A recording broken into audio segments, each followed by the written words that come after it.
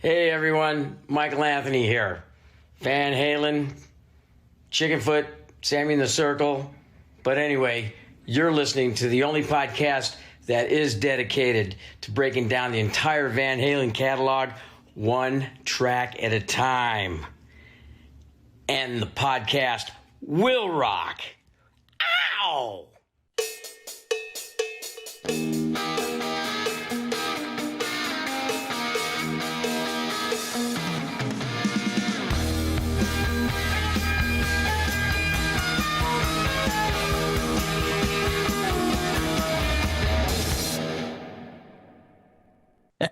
We're doing it live. It's how we do it. What's up, all you rockers, rockettes, and everything between? That is right. It's time for a new live show, and this time we are discussing Van Halen II, the sophomore album of the great band Van Halen, one that Corey and I have been looking forward to for a long, long time since we started this journey, and we decided, hey, let's, when we finish an album, let's rank them. This is one of those albums we were very excited to talk about, so thank you all for being part of this show. Once again, I am your co-host, Mark Kamier, and with me, as always, Corey Moisette. Corey, though, we are not alone, and we are, there's no way we could do this album for just the two of us, because we know our lovely patrons and friends have so many things to say about this album. How are you feeling tonight? I'm feeling good. We're having some audio technical difficulties here, so I'm going to try and fix those on the fly here, because I think we might have it now. Of course, what happens is half an hour before live tonight, my Roadcaster decided to do a firmware update, and that just killed everything. So I lost literally everything, and I've been scrambling ever since. Hopefully the people on YouTube can hear me now, and hopefully they can hear Mark and all of our wonderful guests, man. We got a ton of them here now. They're going to be filtering in and out all night here. But Mark, I'll throw it over to you, and you can start introducing our panel here.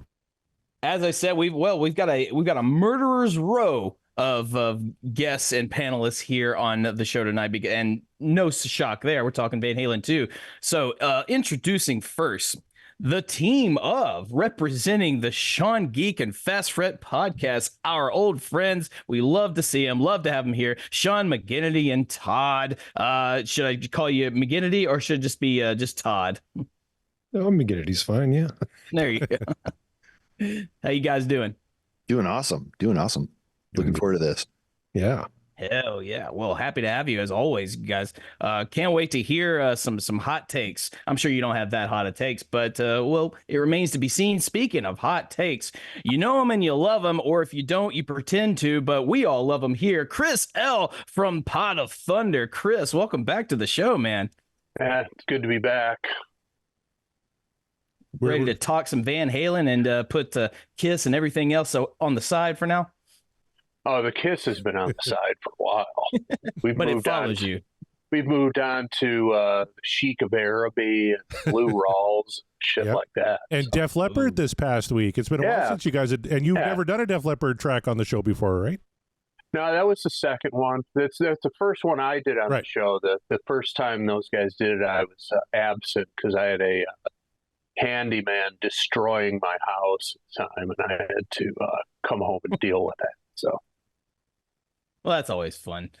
Speaking of fun, it wouldn't be a live show if we didn't have the one guy who's just going to throw a wrench into the cogs most of the time. Sometimes not so much, but he's already started, because in lieu of coming, or in spite of coming himself, he sent his avatar, his very poorly designed computer-generated avatar. It's just like the Kiss avatar.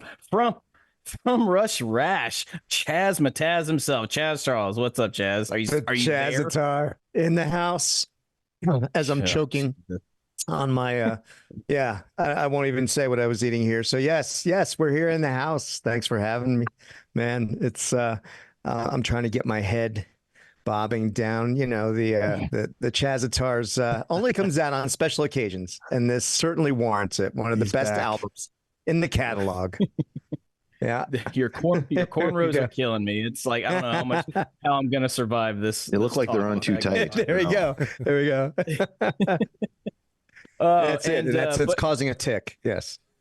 Yes, it is. But Chaz is, of course, one of our awesome and amazing patrons, just like some other fine folks here on the call, like including bringing him back, Heath McCoy. What is up, Heath McCoy?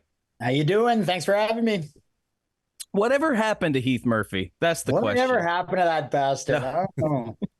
That will be the forever question. And for those who don't know, just listen to the show more. You'll understand. Who listens to the show often? Michael Griffith, because Michael Griffith is one of our favorite panelists. How you doing, Michael?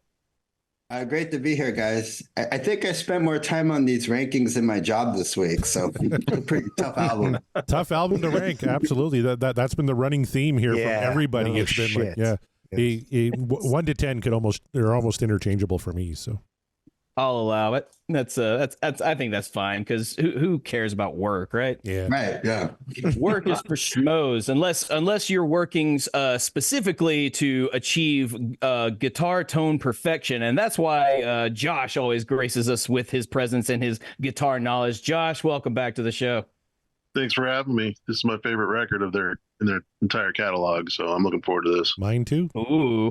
Somebody, probably me, is going to piss you off with these rankings, I'm sure, but we'll see what happens. I hope not. Fight you for that one, Mark.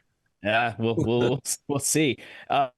Representing Dissect That Film, please welcome, I think for the first time on the live show, at least on the panel, Brett Parker. How you doing, Brett? I'm doing great. Thanks for having me. I feel like a boy amongst men because I am going to give some very mediocre takes on songs I really love, but it's not going to be half as in depth as everybody else here. So I apologize in advance if I piss anybody off with my poor takes. You've joined the podcasting realm, which means mediocre is just gonna naturally just be the term that most people will use, because who doesn't have a podcast these days? Am I right? Right.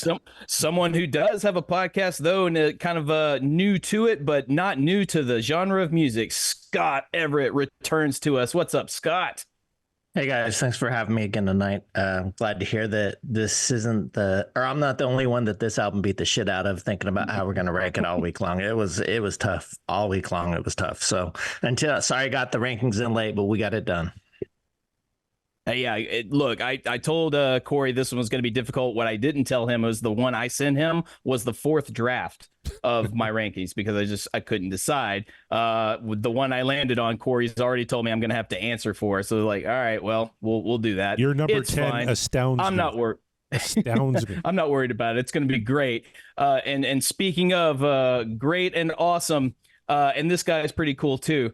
But we can't do the show without our resident Van Halen expert, and because if we do, Corey and I will get destroyed by the people tweeting and emailing and what have you, and just we don't need that in our lives. So we ask Eric Senich to join the show because he knows way more about Van Halen than we do.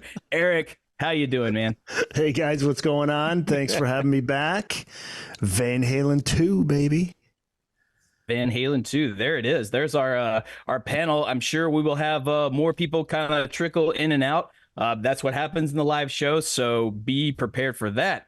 Corey, what's new? What's next? Well, I tell you what, there's something big that actually kind of dropped from our old friend Greg Renoff, and I know Eric was excited to talk about this. So before we get into the Van Halen 2 rankings, let's talk a little bit of Van Halen news, and let's talk about a potential movie based on Van Halen Rising. Eric? Yeah, this is huge. This actually gets you up to speed, because I listened to the episode today on House of Pain, and this came shortly after you guys recorded. And there is a movie that is possible based on Van Halen Rising, Greg Renoff's book. And it's a legit Hollywood producer. In fact, this guy has a movie out this weekend. Trying to remember the name of it. Let's see. It's in the IMDb page. So it's going to be a film that he's already written the script on. It's going to be moving forward. The question is, will it actually happen? Because Hollywood, you never know. Things can happen. But he's working on a movie based on Greg's book. And Greg posted to Facebook, just to kind of clear things up, Imaginary is the movie that's out this weekend. The haunted teddy bear doll. That's the producer. Well. Yeah, but I mean, he's like Van Halen, like a haunted teddy bear. he's a legitimate big time producer, you know. So the plan is to make this, you know, like a big release. And guys, this is huge. I mean, if a movie gets major wide release, you're talking about something that's huge for the Van Halen name, for the legacy. I mean, it would be huge. We know what it's done for Queen, and the Bob Marley movie's out right now, and it would just be huge if it happens. But Greg is cautiously optimistic. You know, we hope it happens. You can read his entire post is on vhnd.com. He didn't mention anything about actors or anything like that, but he did say the script is done, and it would lead right up until they sign with Warner Brothers. And he does talk about it in a video. He did an interview recently, and he gets into it some more there, where he's the whole final scene has Jump being played, and Dave's doing the split, and Eddie's doing the stuff on the fret, and the movie ends there. So fingers crossed, man. Fingers crossed. He said it's going to be a lot like Almost Famous type of, or Days of Confused he mentioned too. So let's hope it happens. I hope so too. I'd like it to be more like Kiss meets the Phantom of the Park. That's a classic. That is a classic. Yeah. It'd make for a real unique biopic because the way it wouldn't follow the narrative of you know, the kind of the VH1 narrative. Instead it's just up until they get signed, right? Which is the kind of just up until the signed. Greg's book too. It's about the struggle to get signed. And he did mention Brothers too, that whole story, which is the other thing with Alex's book coming out. You know, that's another huge story. So it's a good time for Van Halen, man. This is great news. It is great news. Awesome stuff. And kudos to Greg Renoff. I hope if he's listening in the future, or if he decides to get a wild hair up his ass and join us for the show, we would love to talk to him. But if not, awesome stuff, Greg. We're in your corner. Love to see it. All right. Well, what do you say we get into ranking some Van Halen 2, Mark? You ready? Why not? Let's give it a go. All right. So for everybody who's watching here tonight, people who are familiar with our show and people who aren't, because I know Chris L was nice enough to put out on his social, so I'm imagining we're going to get some Pot of Thunder fans hopefully watching along here tonight. But what we did is we polled some special guests like Chris L, like Eric Senich, and all of our patrons. We have a Patreon, so everybody there was able to submit their rankings for Van Halen 2, tracks 1 through 10. We even included the instrumental Spanish Fly. And everybody submitted their rankings top to bottom, and I compiled all those, and we have our official and the Podcast Will Rock show rankings for Van Halen 2.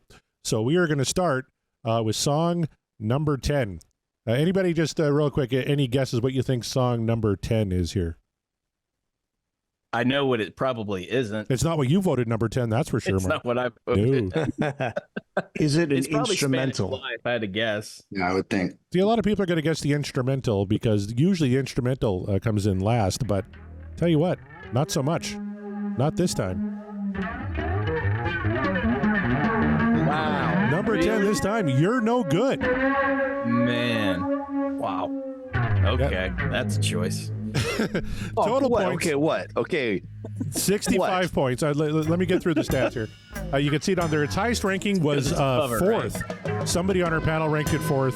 10 people ranked it 10th. The audience ranking for You're No Good is number 8. So you can kind of see the breakdown there. But You're No Good. Mark, what do you think for this one being number 10? I'm actually, I'm not that shocked by it because I love this cover. I really do enjoy it. It didn't rank very high in my list whatsoever. Matter of fact, Cards on the Table, it's my number 9. So I'm just giving everyone shit that give it a 10. But it's, it's the only reason it's voted as low as it is, I think, is just because it's not a Van Halen original banger. And it's a little bit more slow and melancholy than what we would expect from Van Halen, especially in this era. Like, this is their second album out right off of the banger of the debut that it was. So I can understand why this one's probably voted last, just because it's maybe not the then norm of Van Halen brought to this album. So it's not a shock, but it was my number 9, so I understand. I tell you, the person who voted at number 4 was Chad Pollock, who's not here tonight. But Josh, you had this one number 5, pretty high in your rankings too. Why do you rank You're No Good that high? I really enjoy Dave singing on this particular track, and of course the guitar solo, exceptional.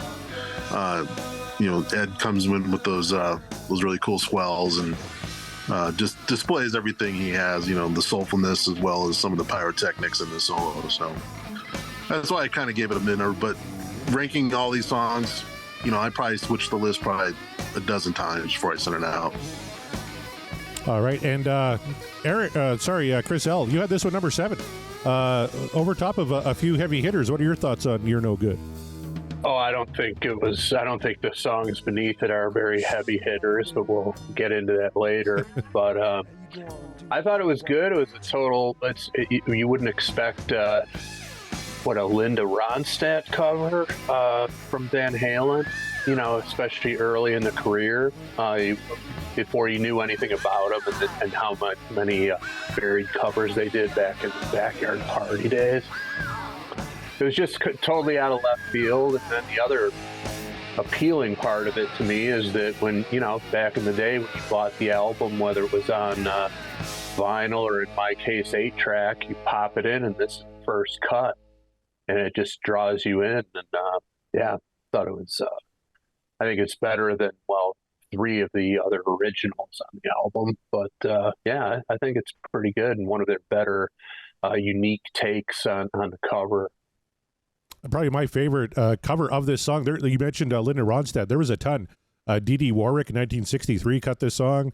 Betty Everett.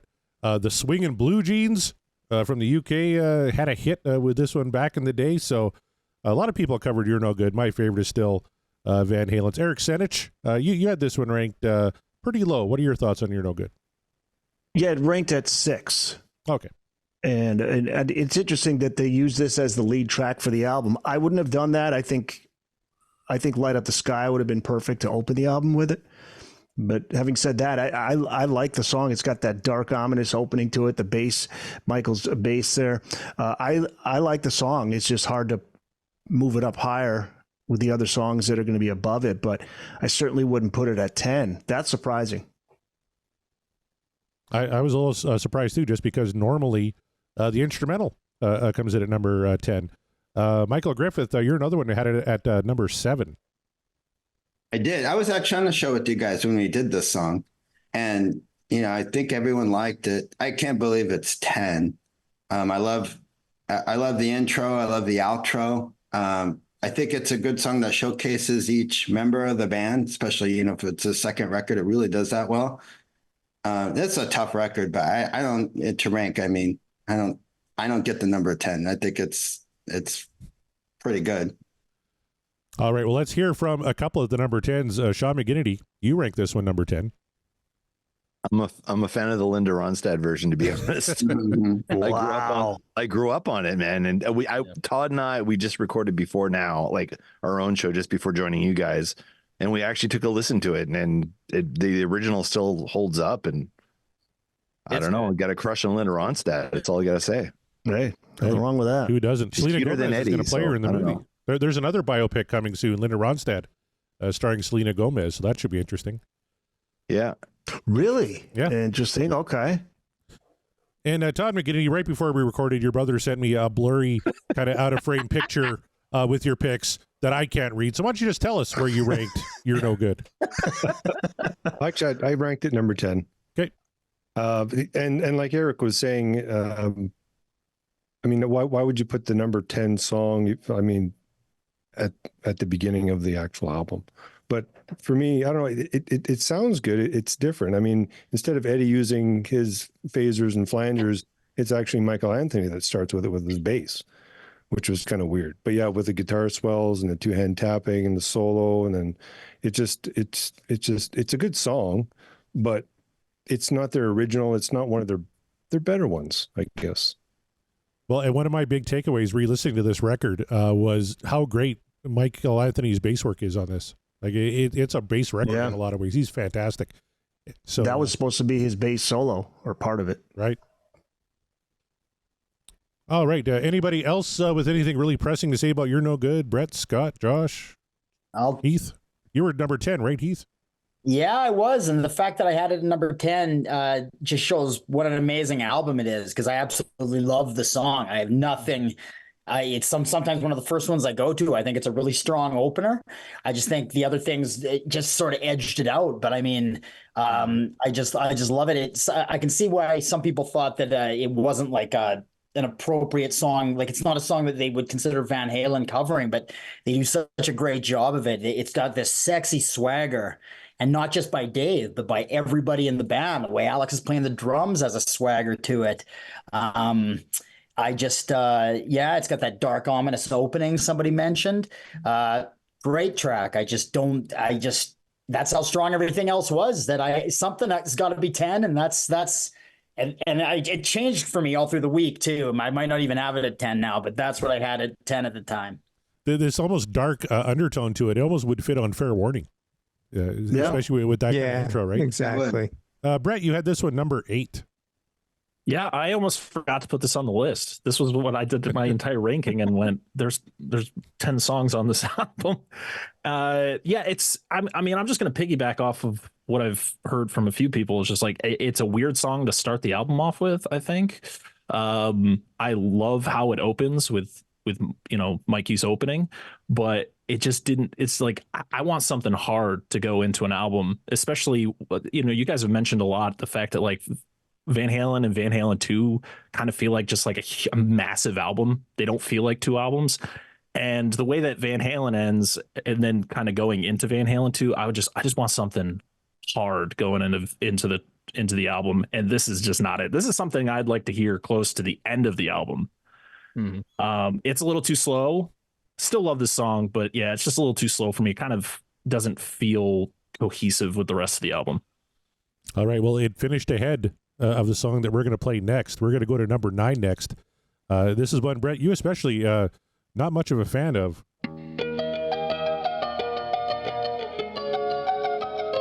It's Women in Love, finishing it at number 9. Its total points, 98. So we're still sub 100 on our points here, but well ahead of You're No Good. The surprising thing for me was Women in Love, when we did our audience rankings, was number 5. With 93% What Dreams Are Made Of, 6.6% The Dream Is Over. So regarded very highly by our audience, not so much by our panel, though. As you can see the rankings there, the highest it got on our list was 3rd. Somebody ranked it 3rd. Lowest ranking was 10th. Quite a few people had it ranked number 10. So, Women in Love. Brett Parker, let's start with you. You ranked this one number 10. What is about this song that you hate? Do you just not like women? You not like love? What is it? Okay, I just want to stay. I don't hate this song. I actually like this song. It's just, again, it's like You're No Good, where it doesn't feel cohesive with the rest of the album. I love the opening. I love, what Eddie's doing in the beginning. But yeah, I don't know. It's just a song I usually would skip when I would listen to this. And it feels perfect being the end of the album, where it's like, okay, I don't remember what song comes before it, but I would listen to that and be like, oh, it's Women in Love. Okay, I'm going to start listening to Fair Warning or go on to another album. It's just, I don't know. For me, I'm not the biggest fan of like the slow songs from Van Halen. And I know like you like variety, but for me, man, I want to hear Eddie shred. I want to hear David or Sammy screaming. I just want chaos. Well, Tom Armbruster in the YouTube chat is literally asking what the actual hell. So I told you I was going to give bad takes. Okay, I warned you all. I'll tell you what. I mentioned one person ranked this as their 3rd favorite track on Women in Love. He's on the call right now. Eric Senich. Eric, what is it about Women in Love that gets you going? It's one of my probably top 5 Dave era deep tracks. That opening is just fucking amazing. And the harmonies from Ed and Mike on this track, I love it. And I had a feeling this was going to be a lot lower for everybody else, because I've heard people say it's just the song doesn't do it for them. I just fucking love this song. I think it's great. Number Chris, 3, yeah. Number 3, yeah. And Chris L., other side of the spectrum, this was your 9th song. Yeah. Yeah, I'm the same as the first reviewer. I think that it's kind of listless and plodding with the tempo. I mean, if you put it on a BPM meter, it'd probably be the same tempo as You're No Good. But as somebody else mentioned about that song has like a swagger to it, a sexiness to it. This one, just the tempo is just kind of plods along, and you know, the chords sound a little dissonant to me, and not a favorite of mine. You summed it up pretty well, Chris. That was my feelings too. I had this one as my number 9 as well. You're No Good was my number 10. But Josh, you had this one at number 7. What about this one ranked at number 7 for you? It's not a song that I look forward to listening to. I do like the intro. The solo itself didn't really stick out to me. The harmonies are cool, but yeah, it's just not a song that moves me all that much. Michael Griffith, you're number 8 on this one. Tell us why. This was tough. I like this song. I love how it really flows well right into Beautiful Girls, I think. And I mean, it's arguably the best harmonies in the 6-pack. The harmonies are incredible. And it's tough, you know, it's not, I put it at 8, and you know, I like the song, but this, you know, I guess 7 more I like better. Anthony Mesler in the chat says, go Chris L. So we know who he's here to see. I agree. Go Chris L. Chaz, you had this one ranked fairly high. Is number 6 for you, was it? Yeah, it was 6, man. It's all about the intro on this one. I just love playing this intro. Just being able to tap that out. The rumor has it that was Val's favorite piece of Ed Wood's. And he would play that. I think I read somewhere, somebody's book, that, you know, there was like, you know, knowing glances going back and forth from the stage to the side when she was around. But it's just such a beautiful piece of work. I love playing it. It really just brings me a lot of joy. The rest of the song, I'm kind of with you guys there, you know, and again, this album is so tough because it's fucking shades of greatness. So like, even though, you know, I had, You're No Good at 10, it's like, it's just the least great song on the record. I mean, is kind of what I can say about it, right? So all of these, other than my top few, are, you know, interchangeable. Yeah. Can I interject something in there real quick, yeah, based on that comment? In a weird coincidence, I think this was also Val Kilmer's favorite Eddie Van Halen piece. So, hey, a favorite of Val's everywhere. There you go. Interesting how that is synced up with their names. I just thought I'd throw that in. Did Val Kilmer not want the volleyball scene in Top Gun to be set to Women in Love originally before they went with Playing with the Boys? The spirit of Jim Morrison. Weird. My God, Jim Morrison lives on. And I think we can all agree that Val Kilmer's finest film role was as Dieter von Kunt in MacGruber. Absolutely. Oh my God. Absolutely. Pound some Kunt. I saw that movie. It's way better than it should have been, isn't it? I remember it. Ridiculous how much better it has any business. Exactly right. So your boy Chris Jericho puts in a memorable role at the beginning of that film too. He does. He does actually. He feels like a shameless plug for Jericho, man. And he gets incinerated, van. I'm sure he gets fat residual checks for that every. Corey, I can't believe you brought up your mortal enemy on our show. Yeah, come on, Corey, what's going on? No, Chris Jericho hates Colin from Toronto, not Corey from Saskatchewan.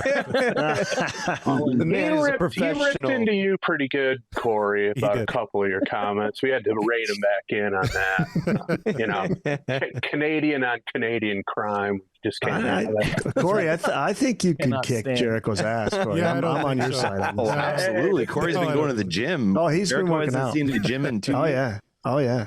Remember, no, it's Colin from Toronto. I know you guys. You and the Jones boys. That's your all right. Yeah, your assumed name. Yeah. I get it. Because he'd start laying into me. This Colin from Toronto, fuckhead. And you're like, actually, it's Corey from. Like, no, don't correct him. It's fine. He's the big wrestling guy. Yeah, he can throw some shade on Jericho. I wouldn't throw shade on Jericho as well. Jericho's the absolute Good for the show, Heath. Come on. Top 5 solidarity. Is this Heath McCoy or is this the other Heath? Like, which Heath is this? Whatever happened to Heath Murphy? Top. I think he's a top 5 guy up there with Savage and Flair and Bret Hart. I love Jericho. He is a Dynamite good wrestler. Kid. Put Dynamite Kid up there. Anyway, yeah. I'm conflicted here, Corey. Like, to my loyalty to you and to my fandom for Jericho. Take Jericho's side. No, he was absolutely in the right. I don't ask the best Yardo questions. Chris can attest to that. They answered mine again this week. And it all depends on which serving of Grey Goose he's on at any given time. He loves his Grey Goose. The tipping point is somewhere between 5 and 6. So. Good to know. Charles in the chat wants to know, why does the Rush gimmick look like something from Baby's Kids? Well, I hope you didn't get that avatar from the same company that's making the Kiss avatars, Chaz, because it doesn't look very realistic. Cut from we have spent so much. Don't you? Haven't you seen? I mean, you've got much better control over the animation this time out. You're just not looking like I'm, missing my crack. It's the corner. Yeah, there you go. No, that's Eric. That's what we're doing there with Senich. There you go. I was going to say the budget on a Rush rack must be larger than Father Thunder. It's so much better what they could do with technology. We've invested millions. Yes, we were ahead of the curve. Oh man, this Anthony is what Mesler it got says. us. Looks like the Avatar Rush Rash show is debuting in 2027, just like Kiss. It's going to take a little while before they get it down. Real quick, Chris, the Kiss avatars, do you see those being a big success? Because I'm struggling to find out, aside from like the absolute diehards, who's going to shell up money to go see these things? Nobody, and who's gonna fucking pine away for them until 2027? I mean, that's just the stupidest thing I've ever. I can't fucking wait. I can't wait. Wow. I don't. I'd say seek help if that's your true attitude. Well, and Chris, do you think about it too? Like, how many of the fans by the time 2027 comes around have just passed away? It is. Some dude in a wheelchair is like, "Can you hurry up, guys? I got fucking gotta see them avatars. 6 months left to live." Yeah, that's just I got no words for that. It's just crazy. They're doing the Kiss cruise in wheelchairs. Hey, we got burials at sea happening. You got Ace, Cherry Medicine, baby. And the chat says, I've already derailed things enough, so let's get off this pack and get back into the all right. Well, Chazatar has a certain influence. Yeah. Everybody ready for number 8? Yeah, I'm ready. Do it. I will say on You're No Good or Women in Love, I had it at 4, so I feel like I'm in good company. Cool. Senich had it at 3, so thank you, Eric, for validating. Nice. Probably when I was younger, I did not have it rated as high as what I did recently. If you saw Van Halen in 12 or 15, this was actually a song Dave pulled off, and Wolf sounded amazing. Wolf sounded it's probably amazing. the only song Dave sounded good. You got a point. You got a point there. But I absolutely fell in love with the song after hearing it in those 2 years. So it gave me a different meaning than it did prior to seeing them in concert those 2 years. So just wanted to throw that in there. Yeah, I was going to say that too on those 2 last tours, and Wolfie was really pushing to get some of the hidden gems in there, and that was one of the ones. And I can't recall, did Dave pull it off? Actually, he was terrible the rest of the night in 15 he was terrible most of the night. 12 he was okay some of the time, but that was one he actually pulled off most of the time. Cool. Yeah. I was fortunate to be at the last show and at the Hollywood Bowl, and he did that, and he sounded pretty good. He sounded pretty good the entire show. It's when they should release. They should release all of these, but yeah. I tell you what, Dave sounds amazing on this next one. It's one, Scott, you actually put dead last. It's time for the instrumental, Spanish Fly. A lot of people surprised that this one here didn't finish in 10th, but, it did not too bad. Spanish Fly actually finished with 103 points. So the first time we've done one of these shows and an instrumental has cracked the 100 mark. Spanish Fly was not ranked by our listeners. We don't usually get them ranked instrumentals, so we don't have a ranking there. But see it on your screen here. Highest ranking. Somebody ranked it second. Majority of people ranked it 10th. Wow. So let's start with Scott Everett, since you kind of ended the last one. Let's get your thoughts on this one. Spanish Fly. Why'd you rank this one 10th? Probably just the bias of it being an instrumental. I mean, it's a fantastic guitar solo. How he pulls that off on a non-electric guitar, I have no freaking clue. And then when he played it in concert on an electric guitar, it took it to a whole new level. So probably just because it was an instrumental, but it's fantastic. It's an amazing solo. You get the question with instrumentals, and I'll go to Chris L with this one because it's just Eddie. And an acoustic guitar. Do you rank it lower because it doesn't have the full band on it, doesn't have any lyrics, that kind of thing? Or was it just an instrumental that you're not really fond of? You're asking me? Yep. Okay. Yeah, I mean, general instrumental. I mean, it's like guitar solos, drum solos, typically it's an excuse for the rest of the band to go backstage and snort cocaine and get laid, that sort of type of thing. Don't necessarily need to hear it on solo albums, although I will have a different take on the drum solo that appears on this album later. But a couple of the reasons I'm personally opposed to this one is 1979 is the year I first started playing guitar, and I had to beg my parents for a solid year to buy me a guitar. And my mom was Spanish, so they bought me a Yamaha classical guitar, which is, if you ever played a classical guitar, it's the hardest fucking guitar to try to play because the necks are huge, fretboard's flat, nylon strings, and that's like the worst thing you can give a beginner. So the fact that I stuck with it said something about my desire to play. But I was like, my guitar doesn't sound like this. It should sound like that. What's the problem here? So that kind of pissed me off a little bit. I didn't understand the complete disparity in talent at that point. And then the other little thing is at the very beginning, you hear that little twinge of Eddie's voice. Like he's just kind of like says something unintelligible. Mm-hmm. And given his guitar god status, the sound of that voice was very underwhelming to me. I expected him to sound like Darth Vader, and he sounds like this sniveling little guy. And I'm like, yeah, I don't like that. I don't want to hear his voice again unless he's singing background. So for those two stupid, selfish reasons, that's probably why it ended up 10 for me. Well, he's no Victor von Kunth, that's for sure. But Eric Senich, exactly.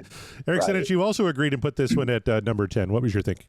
Yeah, I almost feel guilty doing that, but you got to put something at the bottom, and just because it's an instrumental, that's it. That's the only reason, because I love it, and I'd love to get your guys' thoughts on what he's saying there, because I always thought he was saying "Here we go," like "Here we go." Almost sounds like Ace, doesn't he, Chris? Yeah, little bit. I feel like, I feel like Yeah. he was finding his stride, and then just went like, yeah, here we go. Right. It sounds like he's saying, "Here we go." Yeah. That's my interpretation, but we could be wrong.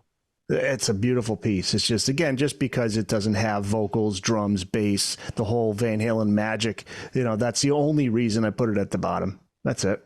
Well, Mark Meyer, you had this one at number 5. I did. I found myself as I was going through the album several times. I don't know, something in me just sort of lit up whenever Spanish Fly came on, and it was just like, I guess it's just I'm mesmerized by the guitar work. And when we did this song on the show, I remember talking about how it was like Eddie didn't play Spanish guitar typically. Like this was just something he just kind of did, right?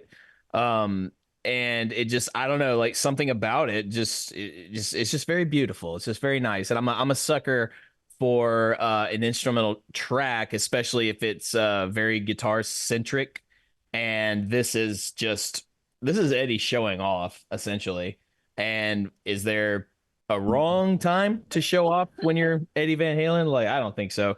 And it's so high on the list just because I don't know. The 5 below it are the Yeah, the five below it they're still good. Make no mistake. I love this album from top to bottom. But as Eric said, something has to be at the bottom at some point. And there were five other songs that I found myself less enthusiastic about until Spanish Fly came on. And it was like, oh, I guess this one's going to be ranked high. So that's it. It is what it is. All right. Well, Jeff Brewer in the chat agrees with you. He says number 5 is the right number. That's where he had it at. But a few people had it at number 2, including our good buddy Kevin Brown, Chad Pollock, and Sean McGinnity on the call here tonight. Sean, tell us about your love of Spanish Fly. This is my go-to instrumental for Eddie, above Eruption for sure. But I mean, a lot of it's tied into nostalgia. So when Todd was learning Eruption on the guitar, I was like, oh my God, he can play Eruption. And, my mind was blown. But then he learned how to play this. And I don't know if this was the song that did it or not, but Todd from there learned D that Randy Rhoads did. And then Todd started listening to Leona Boyd and all this like classical guitar stuff because like Todd is the best guitar player in this room. In my opinion, he's my favorite guitar player of all time. So to see him master this style and to embrace it and to just go full tilt into it. So this song for me, it's a great song, but it's got all these memories tied to Todd going down that road to just become even better than he already was. So this could never be ranked 10 for me. It's just too important a song for my musical progression and his. Well, Todd's a pretty good guitar player, but you may have missed Chris L's video that he dropped on Facebook today. That guy can shred too. Oh, I can tell. I can point a guitar at a speaker and get some feedback out. Nice. It's a little less involved than what was going on in Spanish Fly. Is that an invitation to actually play the clip, Corey, or what? Oh, please don't. Just direct people to watch it offline. But he overstates my abilities. I mean, there's no doubt that Spanish Fly, from the original Eddie to anybody who could cover that and cover it even semi-competently, you got to have your shit together. So, yep. Go join the Republic of Patundristan Facebook group. Right. I believe it's on there, right? So, yes, everybody should do that anyway. But absolutely. Yeah. Yep. Heath McCoy, you had this one number 4. Tell us about it. Yeah. I think for most people, like, Ed's signature solo is Eruption. And of course, Eruption blew the doors open and changed the world of guitar. And it's an amazing solo, and I love it. But for me, and his more scorching stuff tends to be the stuff that people give more attention to. But to me, when it comes to Eddie's solos, I love the ones that are a lot more subtle and the softer stuff. And I love Spanish Fly. My favorite Eddie solo is probably Cathedral. And Spanish Fly is probably my next favorite after that. And I love the the kind of flamenco style he's coming out with there. And the fact that he plays it on acoustic and it's just so melodic. I think it's a fantastic tune. Well, Heath, you're my best friend now. Heath is everybody's best friend. Josh, let's go to you next. You're a guitar player. You had this one ranked number 4. Well, this was the height of grunge, and some douche nozzle said Eddie just hides behind a rack of effects and lumped them with every other 80s shredder like CC DeVille and a number of other people. So I played him this track and Jesus told me the effect. You're making me mad now. What happened when you played the track for him? Oh, I just said, show me the effects on this needle dick. Thank you. Nice. Thank you. Nice. The conversation, and I never seen him since and don't care to. Well, that's a mic drop moment. Because he's buried underneath the end zone at Giant Stadium. Yeah. That was the mic drop before the mic drop. Yeah. I think the Chazitar is going to grab an acoustic guitar and break out a version of Spanish Fly here, aren't you, Chaz? Hit us with it. Look, hey, I have no bias against instrumentals at all. I don't know where this is coming from. Everyone's like, no, we downvote that. It's not the whole Van Halen. It's fucking Eddie Van Halen. But anyway, that's a story for another day. It landed at 7 with me. I mean, it's just because, again, like I'm just at this place of, well, fuck, it's got to come on the list somewhere. I had certain criteria for what made it to the top of the list is, I guess, all I can say. But I just, like echoing what a lot of people have said, the simple beauty, it's stripped down, it's Ed in just a simply brilliant moment, I think, because the story I saw, it may have been off of VHND, was that he saw some movie or a clip of some guy playing and he's like, I gotta try that. And he went and grabbed a fucking guitar and he started noodling around and they got to this song pretty quickly that way. Was the story I heard. He actually picked up a guitar at Templeman's house at a party and started playing it, and then Templeman told him, hey, put that on the album. I think they actually had to go out and get him a guitar to play in the studio to record it. Yeah. Senich probably knows better than I do, but I think that's what I recall. Yeah. Yep. New Year's Eve. Yeah. Yeah. It's like Templeman's just like, oh, fuck, you can do that too? Okay. It's just kind of like Eruption. Like he just kind of came upon Eddie playing Eruption. He's like, what do you think Jan Van Halen would have thought like of his son playing something like that? Because like I wonder if he didn't like the heavy stuff, because I mean he was more like swing and that kind of stuff. What he would have thought of like this, because I think he would have been maybe more impressed with Eddie playing this kind of thing. Yeah, it's interesting. I don't know. I don't know how much was how many interviews that Jan did. It is interesting. What did he think of that music? Because he came from a whole different generation. Exactly. Yeah. Benny Goodman and stuff like that. Yeah, but you hear the swing influence that he gave to his two sons. Hell yeah. And you can hear it in the music. For sure. All right, Brett Parker, let's give you the final word on this one. You run a movie podcast, Dissect That Film. You like instrumental music, I'm assuming. What'd you think of Spanish Fly? Yeah, this one ranked kind of low. I think it was number 9 for you, wasn't it? I had it at 9. I think it's just the generic. It's an instrumental, so I had it lower. I can't compete with what anyone else has said so far. So that's just where I'm going to leave it. It's a great solo. I love Eddie Van Halen. I love all of the solos he ever did. But I think for me, it was just because it's an instrumental. I wanted to put, the songs, more of the songs above it. So I love this whole album, but that's where it landed. Perfect. Well, it's time now to reveal our number 7. And I think this one is going to generate some comments because it finished awfully high on a few different ballots.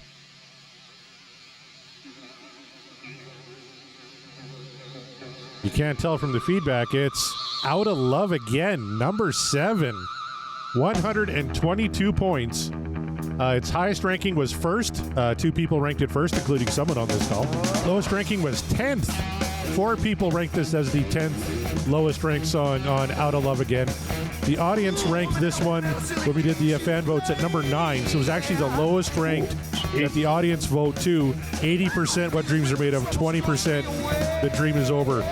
Chris L., I know you had this one number 1. You were on our 8th ever show. You picked Out of Love Again. This is the song that kind of got you into Van Halen, isn't it? It is. Like I said, 1979 was the year I started moving off Kiss and off of, all the sort of variety I was listening to on AM radio at the time, getting more into rock music. And the first time I heard this riff was on the TV commercial for WABX FM radio in Detroit. And just hearing that riff on that TV ad, I was like, what the hell is that? That's the greatest thing I've ever heard. And then just to investigate further and just to hear the whole song where it just fades in with the feedback. You got the bass coming in. The drumming is outstanding, unbelievable. It was a close one for me at the top, but because of, again, like somebody else mentioned earlier about another song, for nostalgic purposes, that's what gave it the edge for me. Well, the people in the chat aren't too happy. Jeff Brewer says way too low. Chris says the GTFOH, this is hands down the top song on the album. So a lot of people agree with you, but man, we had quite a few that ranked it low. Chaz, you were one of them. You ranked this one number 9. Yeah, I mean, how could you, right, with that drum part? I mean, if for nothing else, the drums in this song, but even the groove, it's tough, man. Again, I'm gonna be like a broken record, but fuck, there was a criteria I had for getting to the top, and this one just wasn't there. It was more, the songs that I have that were go-to off of this record, and it's just not a go-to. It's a song I would never fast forward to, or, I would never fast forward from, but it's not one that I would, wasn't a destination track for me on this record where there were so many others. And I guess that's the best way to put it. It's just like, it's, again, just flavors of greatness, man. Flavors of greatness. There you go. Eric Senich, you had this one right in the middle of the pack at number 5. Yeah, number 5. This one goes way back to the Backyard Party days. And Alex is killer on this and the solos. And I love when you go into the solo, you hear that ding. Michael's bass line. Ever. Yeah, I love that accent. Yeah, I still remember hearing some dude at a party talking about that. They were just talking about a bunch of different shit, and we mentioned Van Halen. He goes, "What's that fucking song, man? What's that fucking song where it goes ding?" It was like, "Out of Love Again, man." Yeah, Out of Love Again, man. That's fucking killer, dude. It's just like total rock and roll. Yeah, that's one of the early classics that has Alex really doing his thing on there, man. And I mean, Alex just got better and better as each album, he came out, but he's shown his chops on this one. Absolutely. Todd McGinnity, where did you have this one ranked? I had this one number 2, actually. Ooh, awesome. Yeah. Nice. I mean, the driving bass and the cool drum, like the intro, and just the signature Dave scream and Eddie playing. It's just a classic. If you wanted to say, Van Halen in a kind of in a nutshell, to me, this is the song. Did you write that high note Dave hits? Yep. Yeah. That's awesome. Yeah. Sean, how about you? I was just going to say, I think Dave smoked a whole pack of Marlboros before doing this one. The howls are just so, no, this is probably one of the first songs I learned on drums for sure. And I still can't play it properly. This is like, everything about this is awesome. Todd and I did a movie years and years ago, and this is one of the songs we thought about putting in the movie because we wanted a couple of Van Halen tunes in there. And this is one of them. Like this was my number 1 song for the longest time until I sent the final tally to you. And it floated between 1 and 4 and 1 and 4. And there's like 3 tracks that are just like a hair better than this song. Scott Everett, let's see, you ranked this one number 9. Why so low?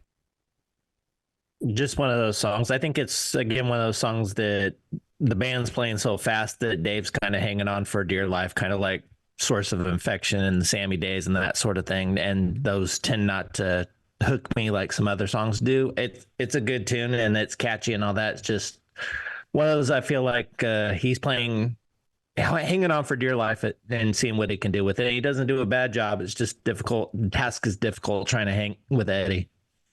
Well, we got a couple guys on the call to rank this one 3. Heath McCoy, you're one of them. Go ahead. Well, I was going to say, Scott, I got to disagree with you about Dave hanging on for dear life with this one. I just think he's this song is just pure fucking energy. It's so the brothers are funky. Michael's funky. Dave's funky. He's right in there with them. Those screams better, higher, wilder than they've ever been. And, I'm a drummer. So this is Alex, complete tour de force. Like, I just love the way he drives this thing. And Eric brought it up. Like, that's the coolest little accent. It's almost funny to hear, right? Like cowbell, floor tom. It's so great. I love it. Do you guys think Alex is underrated because a lot of his best moments are on songs that aren't singles? Maybe, we just did one this week, House of Pain, where he was killing it on House of Pain, and not a single. Yeah, I heard you guys talking about it's just sick what him and Ed are doing on House of Pain. Oh, but again, not a single. Yeah.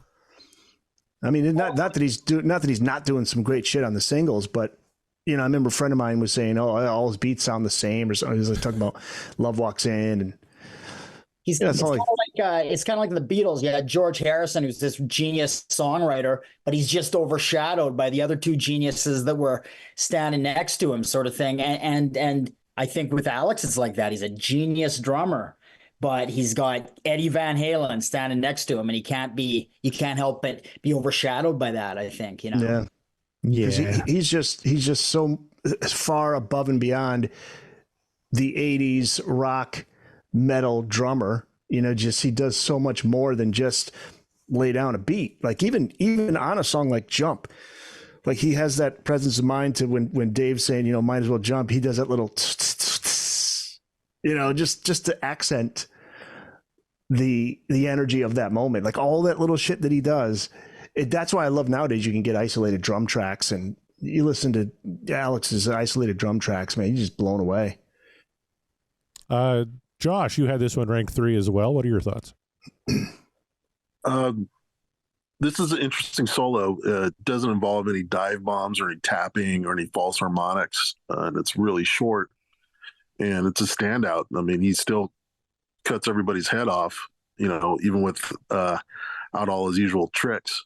And again, when someone takes exception to his playing, I just play him something like this, and like it's perfect from beginning to end. Michael Griffin, you had this one number 9. Tell us why you're wrong.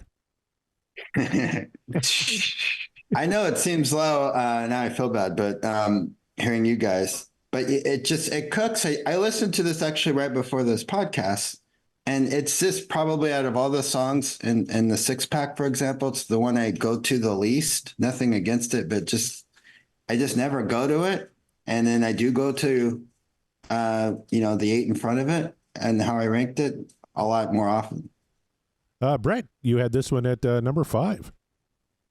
This is just one where I'm looking at my list and I'm like, I should have put this at like 3. But I love the vocal harmonies in this. I think they're just fantastic. And this is a perfect song that just attacks you from beginning to end. It's like you're floored you got to hold on to something. I'm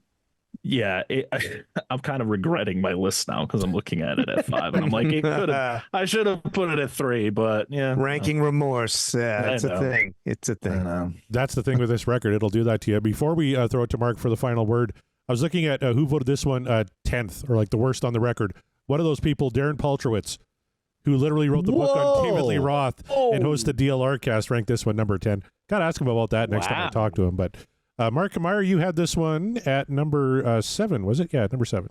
Yeah. We'll have to get Darren on the show to explain himself if I can for that one. Because look, this is the part I knew what my last 2 songs were gonna be after like the first couple of drafts I made. Like they stayed the same.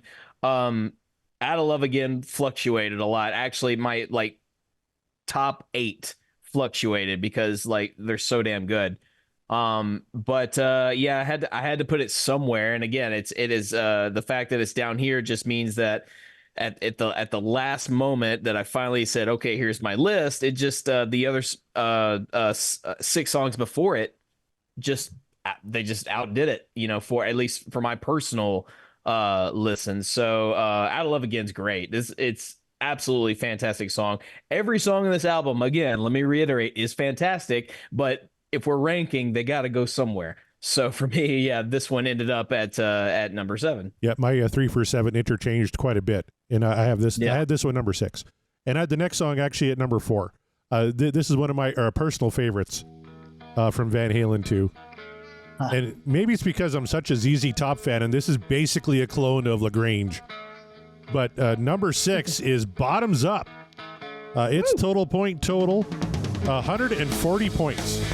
A lot of points here for Bottoms Up. Its highest ranking, 2nd. 2 people ranked it 2nd. Lowest ranking was 9th. 2 people ranked it 9th. The audience ranked this one originally 3rd. 94.4% What Dreams Are Made Of. 5.6% The Dream Is Over. This is my number 4 song on Van Halen 2. I love this track. I'm a big ZZ Top fan, though. And every time I hear this, I hear LaGrange. It's just wonderful. Let's start with Eric Senich on this one. Bottoms Up, you had ranked pretty low at number 9. Yeah, why? Well, what the hell's wrong with me? I don't know. I know they have it so low. Yeah, I don't. I mean, Eric, take your whiskey and go home. Yeah, I mean, wrong record. Christ. Wrong record. No, it's a great tune. The ZZ Top influence. There isn't a bad track on this album. That's in my defense here. Yeah, I mean, it's certainly not a song I'm going to skip over. I think it's a killer track. I just put other songs above it. That's all I can tell you, man. I'm sorry. Solo. My apologies. Just come on. Sorry. This may be number 2 now. I'm going to bring it up to just listening to it here. Chris L., you had this one at number 5. You know, tune each guitar differently, which would take forever. Yeah, number 5 for me, great party song. I like the vocal breakdown, toward the end, and another great solo drumming. I mean, everything's on point musically on this album throughout, and just said the whole party vibe. Dave shines in it, and just ranked above a lot of songs, but middle of the pack for me, but pretty strong stuff. Todd, I know you got to go real quick. What are your thoughts on Bottoms Up? I actually rated it number 3. Nice. Yeah, it's a good rocker. I mean, a lot of harmonics, and there's and you do notice, and I don't know how he would play this live, but because there is 2 guitars, because you can hear when he's doing his soloing, there's a guitar beside him, and this was way before Sammy was in the picture, so I'm not too sure how often they would have actually played this one live. I haven't even looked that up. I'm not sure how many times they played Bottoms Up live. Eric, do you know? Boy, I'm just thinking that they didn't even play it. I don't think they brought it back for the tours with Dave in the 2012 or 07, 12, and 15. No. So, no, I think it was just on that tour. They in the US Festival. Yes, you're right. You're right. Boy, that's a good question. We got to get the Prices Right music going, Tori. I haven't. I can look it up. Yeah. That first tour they did, didn't they sometimes, and it hadn't even been out on record yet, but didn't they close with Bottoms Up sometimes, like when they were opening for Sabbath and Journey and that? Like, you could be right on that. Let's check the set list. Yeah, that would good, translate live so well. It's such a ZZ Was this a Top Club groove and Days jam. one? Was this a Club Days one? Bottoms Up. Was this a Club Days one? I don't think it was. No, I said it was cut. It was cut straight after they finished the tour, so I think that it wasn't early. I mean, they played I think they had a different version of it, in the Club Days, and then they reworked it for 2, I believe. But I could be wrong. Bottoms Up was played 330 times. Yeah. Yeah. No, yeah, it was. I'm just looking at VHND. It was cut right after the First World Tour. Yeah, right after the First World Tour, after 9 months on the road. Yeah, Neil Zlozaur's photos of the band and Sunset Sound recorders during the session show them set up together as if on stage. Blah, blah, blah, blah, blah, blah. By the way, I was just talking to Jason Becker, Dave's guitarist, who's got ALS, and he's still going. And he has a friend who manages his business, Stephen Correa. And I was just talking to Stephen. He was literally driving by Sunset Sound when he called me, and he said, "Yeah, I'm driving by now. They're removing all the bums that are sleeping out in the front." Shit. All that in the news. Yeah. Finally. Like they've been camping out in the parking lot, right? That's what he said. They're Just camping out. Yeah. He goes, "Oh, yeah, they're removing all the fuck." Yeah. All right. Well, but that place is still there. Pretty much everyone else on the call had Bottoms Up ranked about 5th. So, Chaz, why don't you wrap it up for everybody, and then we'll move on. For me, this one, like everyone has said, it was like their version of Beer Drinkers and Hellraisers. For me, it just had ZZ Top written all over it. It was actually one of the things that convinced me to go see ZZ Top. And to watch Billy Gibbons was the realizing the influence that he had on Eddie. So I got to see them on the Eliminator tour. That was pretty cool. Oh, nice. Cool. Nice. Yeah. I just saw ZZ Top for the first time last year. Even without Dusty Hill, it's still amazing. Billy Gibbons is fantastic. I added it number 2, by the way. Yeah, you had it awfully high. What is it about Bottoms Up that made you rank it that high, Heath? I just think it's just it's so much just fun. It's just such pure fun. And just this old drunken debauchery. I like the double entendre, bottoms up, like pretty maids, asses in the air, bottoms up, like shots or whatever. I love Dave's drunken kind of giggle in the breakdown. I just think, yeah. And the ZZ Top thing, I agree with you, the Lagrange thing. Mark, you got anything on a bottoms up before we move on to number 5? It was my number 6. Yep. So I'm like falling in line as we go. Yeah, it's again, where else was I going to put it? Because it just it's super fun. I reiterate everything everybody said. It's great. It's a fun song. All right. Well, this next one, Mark Kamara, you specifically have to answer for. Oh, okay. This is at number 5, little track called DOA. Great track, has 145 points. 2 people ranked it as their top song on Van Halen 2. 1 person who's on the call ranked it as their least favorite song. The audience also ranked this as the number 1 song off Van Halen 2. Officially 96.2%. What Dreams Are Made Of, 3.8%.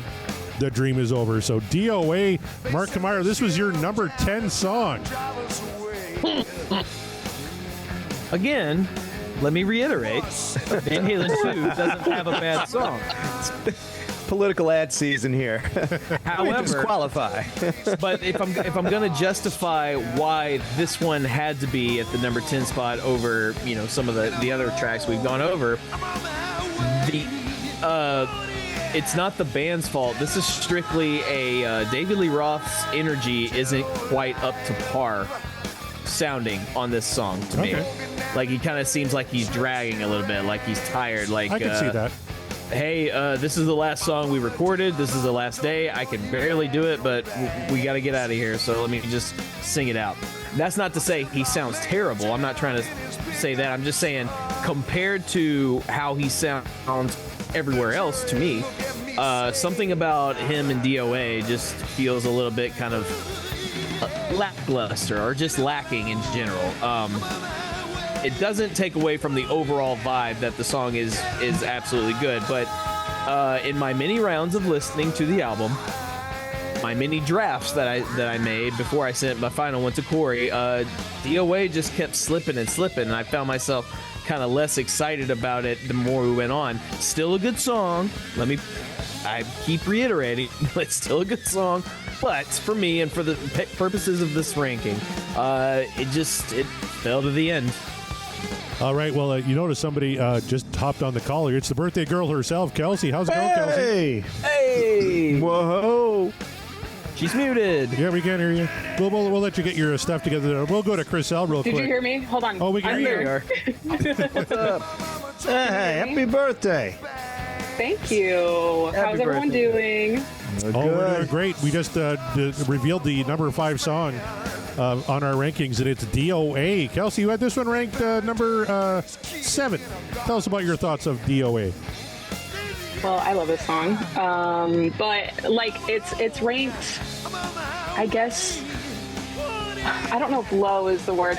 First of all, this was so hard to do. I know I'm just jumping on, and I'm sure you've all said this, but was so hard to do. So this isn't necessarily I wouldn't say it's low. It's just behind a lot of other really good songs that I absolutely love. So this song is catchy. This song rocks. But there's nothing wrong with this song. There's just a bunch of other ones I like better. So, but I love the way David is speaking in this one, and I love.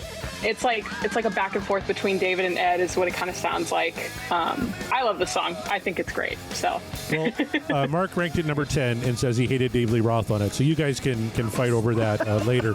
It's on site. I said he sounded like he was tired a little bit compared to the rest of his vocal performance on the album. That's why it had to fall. That's fair. Yeah, but I still pointed out several times, mind you, Corey, that it's still a good song. There are no bad songs on Van Halen. I didn't hear that part. Yeah, word. I try and tune you out. But Chris, why don't you tell us your thoughts on DOA? You had this one ranked number 6. Yeah, I had this number 6. Bottoms Up was just above it, so I had it slightly in reverse for the middle of the pack. And happy birthday, by the way, Kelsey. You look Thank you. You look great for 80. Thank you. I get that a lot. Yeah, you should get that a lot. Yeah. 80 is the new 40, so we're good. It really is. All right. Yeah. This one was like, as you listen to the album, this one just like kind of like is really punches you in the face after the initial guitar work when the whole band kicks in. You got the kind of darker lyrical subject matter of dirty faced kid in a garbage can, and you're listening to that when you're like 13 years old. You're like, man, what are they singing about? What kind of gangsters are these guys? You know, it's like that was like the danger of Van Halen kind of came through on that cut for me, and then just those the little bridge between the verse and the chorus is really cool from a guitar standpoint. And then when they cut into that thing that they do at the end through the fade out, that's just like totally disjointed, yet it fits perfectly. Mm-hmm. It's a really cool arrangement. So I think, the arrangement and then just that element of danger really appeals to me about this one. Could not agree more. I love this track. I had this one at number 3, but Brett Parker, you had this one number 2. Again, so hard.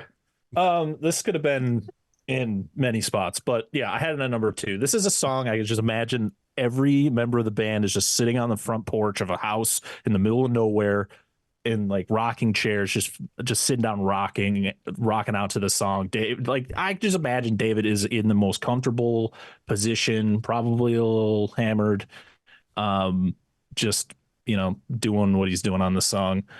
It's just so much fun. It's just a fun song, and I think that's why I had it so high. Really is. I love that dirty riff. Scott Everett, you had this one number 7. Yeah, I bounced it between 5 and 7 all week long. I think it's a great riff, great party tune. I don't know that I agree with David's low energy. I think he's kind of mashing the music on the song, actually, kind of getting a little gritty and that sort of thing. But good song, just again, great album, and this is where it fell. Heath McCoy, you had this number 9. Yeah, and that's no reflection on my not liking the song. I think I love the crunchiness of it. I love Eddie's riff. It's so great. I'd say the same thing as you, Scott, and Mark. This idea that he sounds tired. I get that. I kind of think that's the vibe he's going for almost. He's the dirty faced kid in a garbage can. I think he's kind of playing. He's supposed to be wasted. He's kind of wasted and. You're probably right, but that's kind of think the vibe he's going for. But not number 9 for me. But no reflection on my thought and on no negative reflection on it. Great song. Sean McGinnity, you agreed with me. We had this one ranked at number 3. It was my number 1 for the longest time. DOA was always my favorite song, and just re-listen. I like to get the rankings. I think I listened to this album like 10 times over the span of like 3 or 4 days. And it just kept bouncing. So, I mean, if I voted again today, maybe it might be number 1. But it's a great song. I like the visuals in the lyrics. And if you think he's being lazy, he's probably stretching at that moment. He's not being lazy. He's probably stretching. He's not jumping. He's actually just stretching. He's getting ready for the jump. But I like the dark imagery that we got going on here. Like this is like fair warning, fair. Totally. Yeah. It's like sort of like a taste of what fair warning is going to become, and I like it. I like Van Halen being dangerous. I really like that aspect of it. Like don't fuck with Van Halen. They were always that band. Don't fuck with us. We, don't screw up our riders. Don't mess with our band. Don't try to upstage us. We will fuck you over. And this is that song. Don't throw pennies at me because I'll fuck your girlfriend after the show. Right. Exactly. Which he said every gig for Don't be several squirting tours. water at me. Yeah, exactly. Fuck your girlfriend, pal. Take your piss bottles at me. There was this one show I saw Dave playing, and some chick was like laughing at him or whatever, and he just took his water bottle and just like shook, like I don't know if it was, I think it was something carbonated. He shook it and just sprayed her in the face, like "fuck you for laughing at me. Don't fuck with me," sort of thing. You didn't fuck with Dave, man. He was You didn't fuck with that organization. Remember reading Neil Monk's book, and he talked about all the bootleggers selling bootleg merch in the parking lot. They would run around, fuck them up. Yeah. Hey, can I make a wrestling comparison? Please do.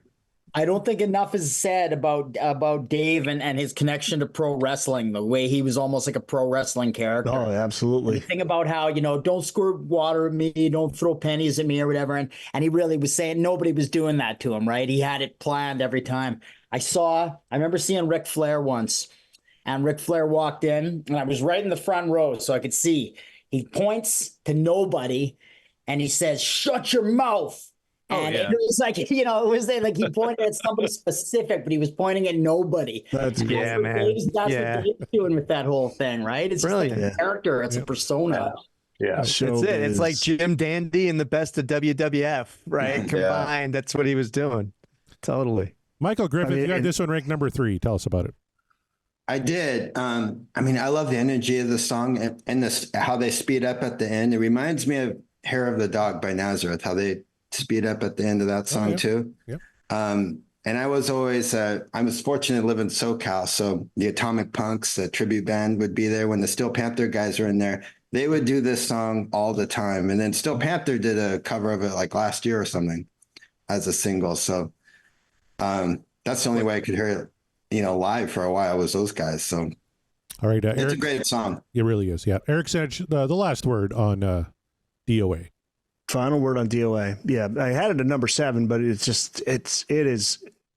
classic Van Halen song, and it's dirty and dark, and just like Sean said, this is a fair warning type of track. And I'd love to know what Dave, what he was inspired by for the lyrics. It's kind of like Aqualung. It's like a hard rock version of Aqualung. Some dirty faced kid in the garbage can. There's a comparison I wasn't expecting today. Picking his nose and.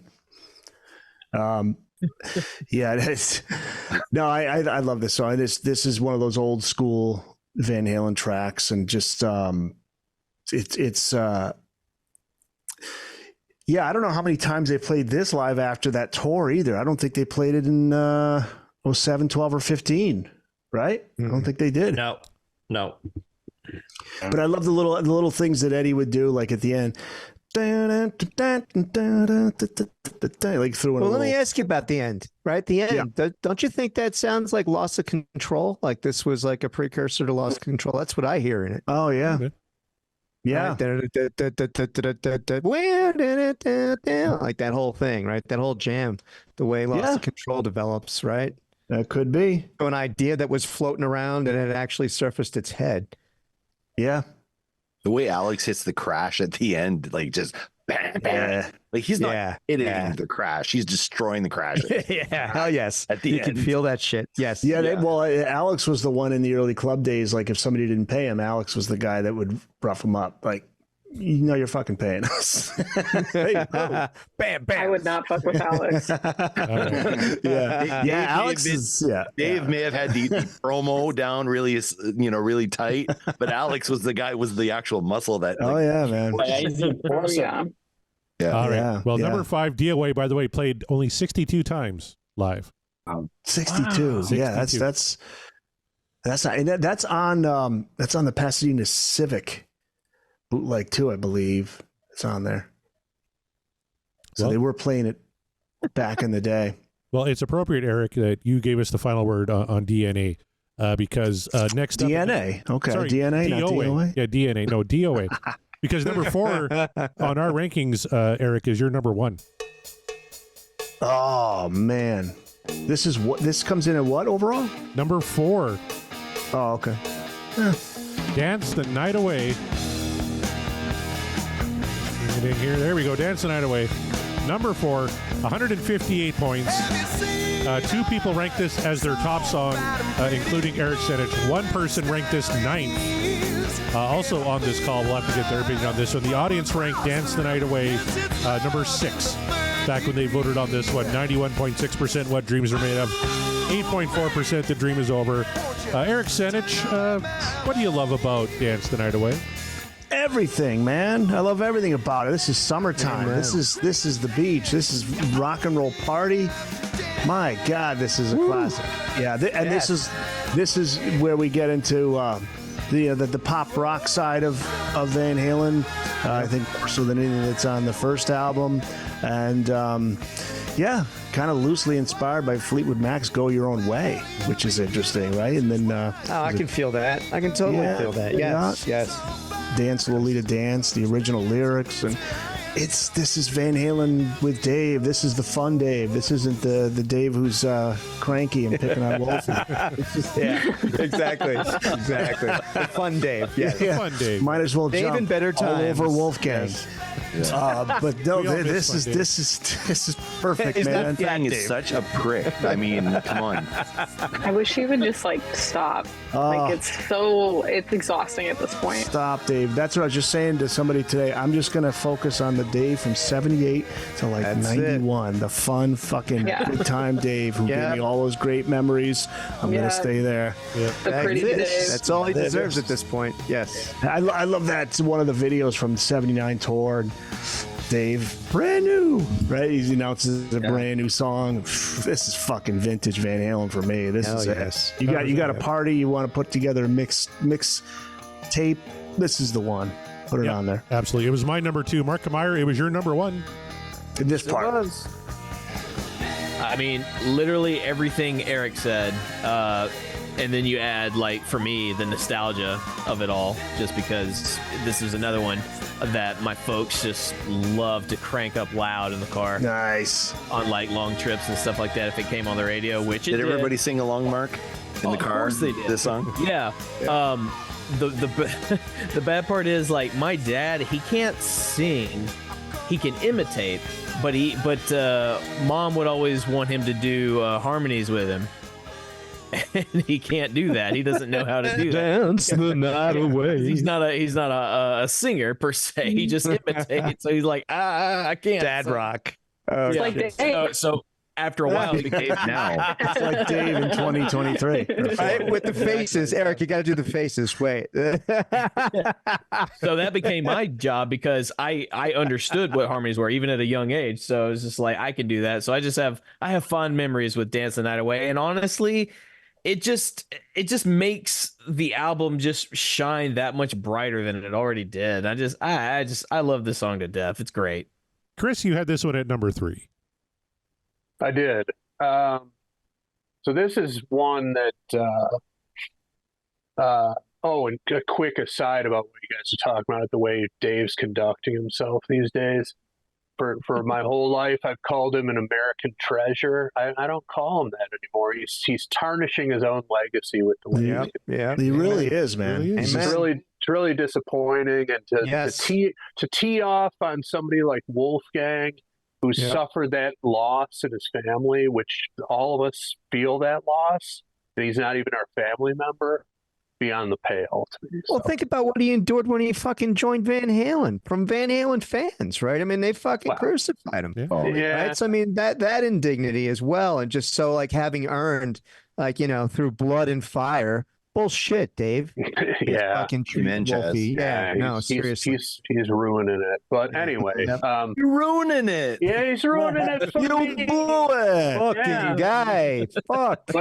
But he's, so Dance the Night Away. Dicky Lee douchebag. Yeah, Fuck exactly. you. He's the guy who said wall of effects to the other guy on the panel and got called a needle dick, I think, was the same guy. But no, Dance the Night Away was one that, and I think I'll refer back to CKLW AM radio out of Windsor, Canada. I grew up in Detroit, so we got that station. Now, that was a station where you would hear Bad Company, followed by the Bee Gees, followed by Fleetwood Mac, followed by Hot Chocolate, everything was mixed together. Super Tramp in there. Yeah. Bruce, can I ask you a question? I would have shut it off. Did Anne Marie ever show up on the fucking radio station? Oh, no. Here we go, Anne Marie. I don't remember Anne Marie showing up on my radio. Thank you. Okay, good. Good. Yeah. But so here's the highest compliment I can pay to Van Halen in general, but this song in particular, and it comes out of my own 13-year-old ignorance at the time. When I heard this song, it had to have been on CKLW. I didn't even know it was Van Halen. I heard it, and I being from Detroit, I was just like, this sounds like a Motown band updated for the late 70s, meaning the Spinners or the Miracles or any of those great Motown bands updating the sound to get with the times. And it just sounded like Motown to me off the bat. And there is, musically, there's no higher compliment that I can think of. And then when I found out it was Van Halen, it's just like over. Yeah, that was Dave was a fan of that music. Oh yeah, it comes through, and just like you said, it's good. It's a good time music. Just the vocals are outstanding. Everything about it I love. All right. Well, Kelsey, at 80 years young, you're the oldest person on the panel. Dance the Night Away yet at number 3. 40 years ago, think back to, when you were just a 40-year-old young lady. Look what you started, Chris. Look what you started. I think I look great. So I think you look great too.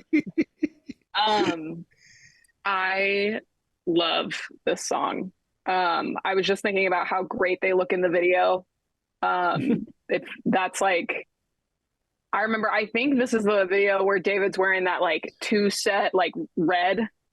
And he's got that beautiful long blonde hair. And my God, dude. I'm looking at it here. So sorry, my AirPod's falling out. Anyways, I have to agree with Eric, because whenever I hear this song, I think I'm like in my car, windows down, it's sunny, I got my sunglasses on, volume's all the way up. It's like the euphoria I feel when I hear this song, especially in that situation in particular. Unreal. I love this song. I agree. I don't remember, it's been 40 years. So the first time I heard this song, I honestly don't remember, but I think I had the same like thought process, being like, I didn't even know this was Van Halen, like this is a song that, like, I remember I was at a party like a few weeks ago, a birthday party, and someone was like, play me a Van Halen song that I know other than Jump, of course. And I put this song on and everyone's like, oh, I didn't know this was Van Halen. You know what I mean? And I'm like, yeah, it fucking rocks. It's so good. This is a song I can just dance in my room. I could go on and on about this song, but I love this song. So. Well, yeah, I agree. It was my number 2, but Josh, it was your number 9. Why don't you go ahead and ruin Kelsey's birthday? Well, this song has been overplayed for me. I've heard it countless times on the radio where I grew up. Not really a guitar centric song. It doesn't feature a solo or anything like that. It's a great song. It's one of my least favorite songs on my favorite album, so whatever that means. I had to rank it somewhere, and I'm sure somewhere down the road it'll probably end up somewhere else in the order, but I can probably go a couple months without hearing that song and be okay with that. Fair enough. How about you, Heath McCoy? Number 7 for you. Yeah, number 7, a little bit low. And now that I'm thinking about it, I probably played. It's like overplayed for me. So I should have probably had it a lot higher though. It's just fantastic pop rock song. It's them at their poppiest best. Yeah, I hear the Motown in it. Interesting, but yeah, there's no solo in it, so it's not like a heavy guitar centric song. But I love Eddie's playing in it. His guitar sounds so great and so crisp. And I think another thing that kind of blew it for me a little bit. I don't know if you guys, the last tour, I think they played it on Ellen. They were on Ellen, what's Van Halen doing on Ellen? Right. And Rock was such a dork. And that kind of blew it for me a little bit too. And I can't get that out of my head now. And I think that tarnishes the song for me a little bit, as great a song as it is, because I do love it. Right. He was doing the shimmy and shake. Oh, yeah. Yeah. And the faces, throwing faces and shapes. I just want to throw out here for Chris L specifically on the Republic of Podthundistan Facebook group, Christopher Camarado, very upset that Out of Love Again ranks so low, has put his own poll on that Facebook group for the favorite tracks on Van Halen. Nice. Currently leading, by the way, is this song "Dance the Night Away," but I'm sure Out of Love Again's going to get a ton of votes there. But let's move on now to our number 3 song, and I'm so glad Kelsey was able to join us here because this next one, I don't know. It kind of reminds me of her. Oh, that's right. It's Beautiful Girls coming in at number 3. Total points 170. What do we have? 3 people ranked this at number 1. One person ranked this 10th, the worst song on the record. The audience ranking for this one was 7th, 85.7%. What Dreams Are Made Of, 14.3%. The Dream Is Over. So, Beautiful Girls at number 3. Kelsey, what do you think? Well, first of all, for all of you, you must know I will be at the beach tomorrow, and this will be on full volume. I'm so serious. It's on the playlist. I have a speaker. It's going to happen. I love this song. I remember I was at work and we had this playing over the speaker. This was a few years ago. And I remember one of my coworkers was like, that riff is untouchable. And that's exactly how I feel when I hear this song. It's so catchy, and the that he does at the end of the, oh my god, yeah, another song that I could put on in the car, windows down, and just absolutely jam. So I love this song, and thank you. I like to think so. Well, and Tom in the chat points out, smooth, Corey. That's right. I'm the master of the transition. Smooth like hey, it works. It's my birthday. You might as well. That's right. Yeah, it's a birthday. Exactly. Tom, by the way, ranked this one his number 1 song on his rankings for Van Halen 2. But Chris L., you had this one a little bit lower at number 8. I did. So yeah, like I said earlier, when I was buying albums and listening to albums back in 1979, I was on the 8-track trip because I inherited an 8-track player from my cousin. So when you bought an 8-track in the store, it was queued up to play at the beginning. So you could click through the 4 programs, but you essentially had to listen to the whole thing all the way through. Especially a new album, because you didn't know anything on it, so why not just listen to it all the way through?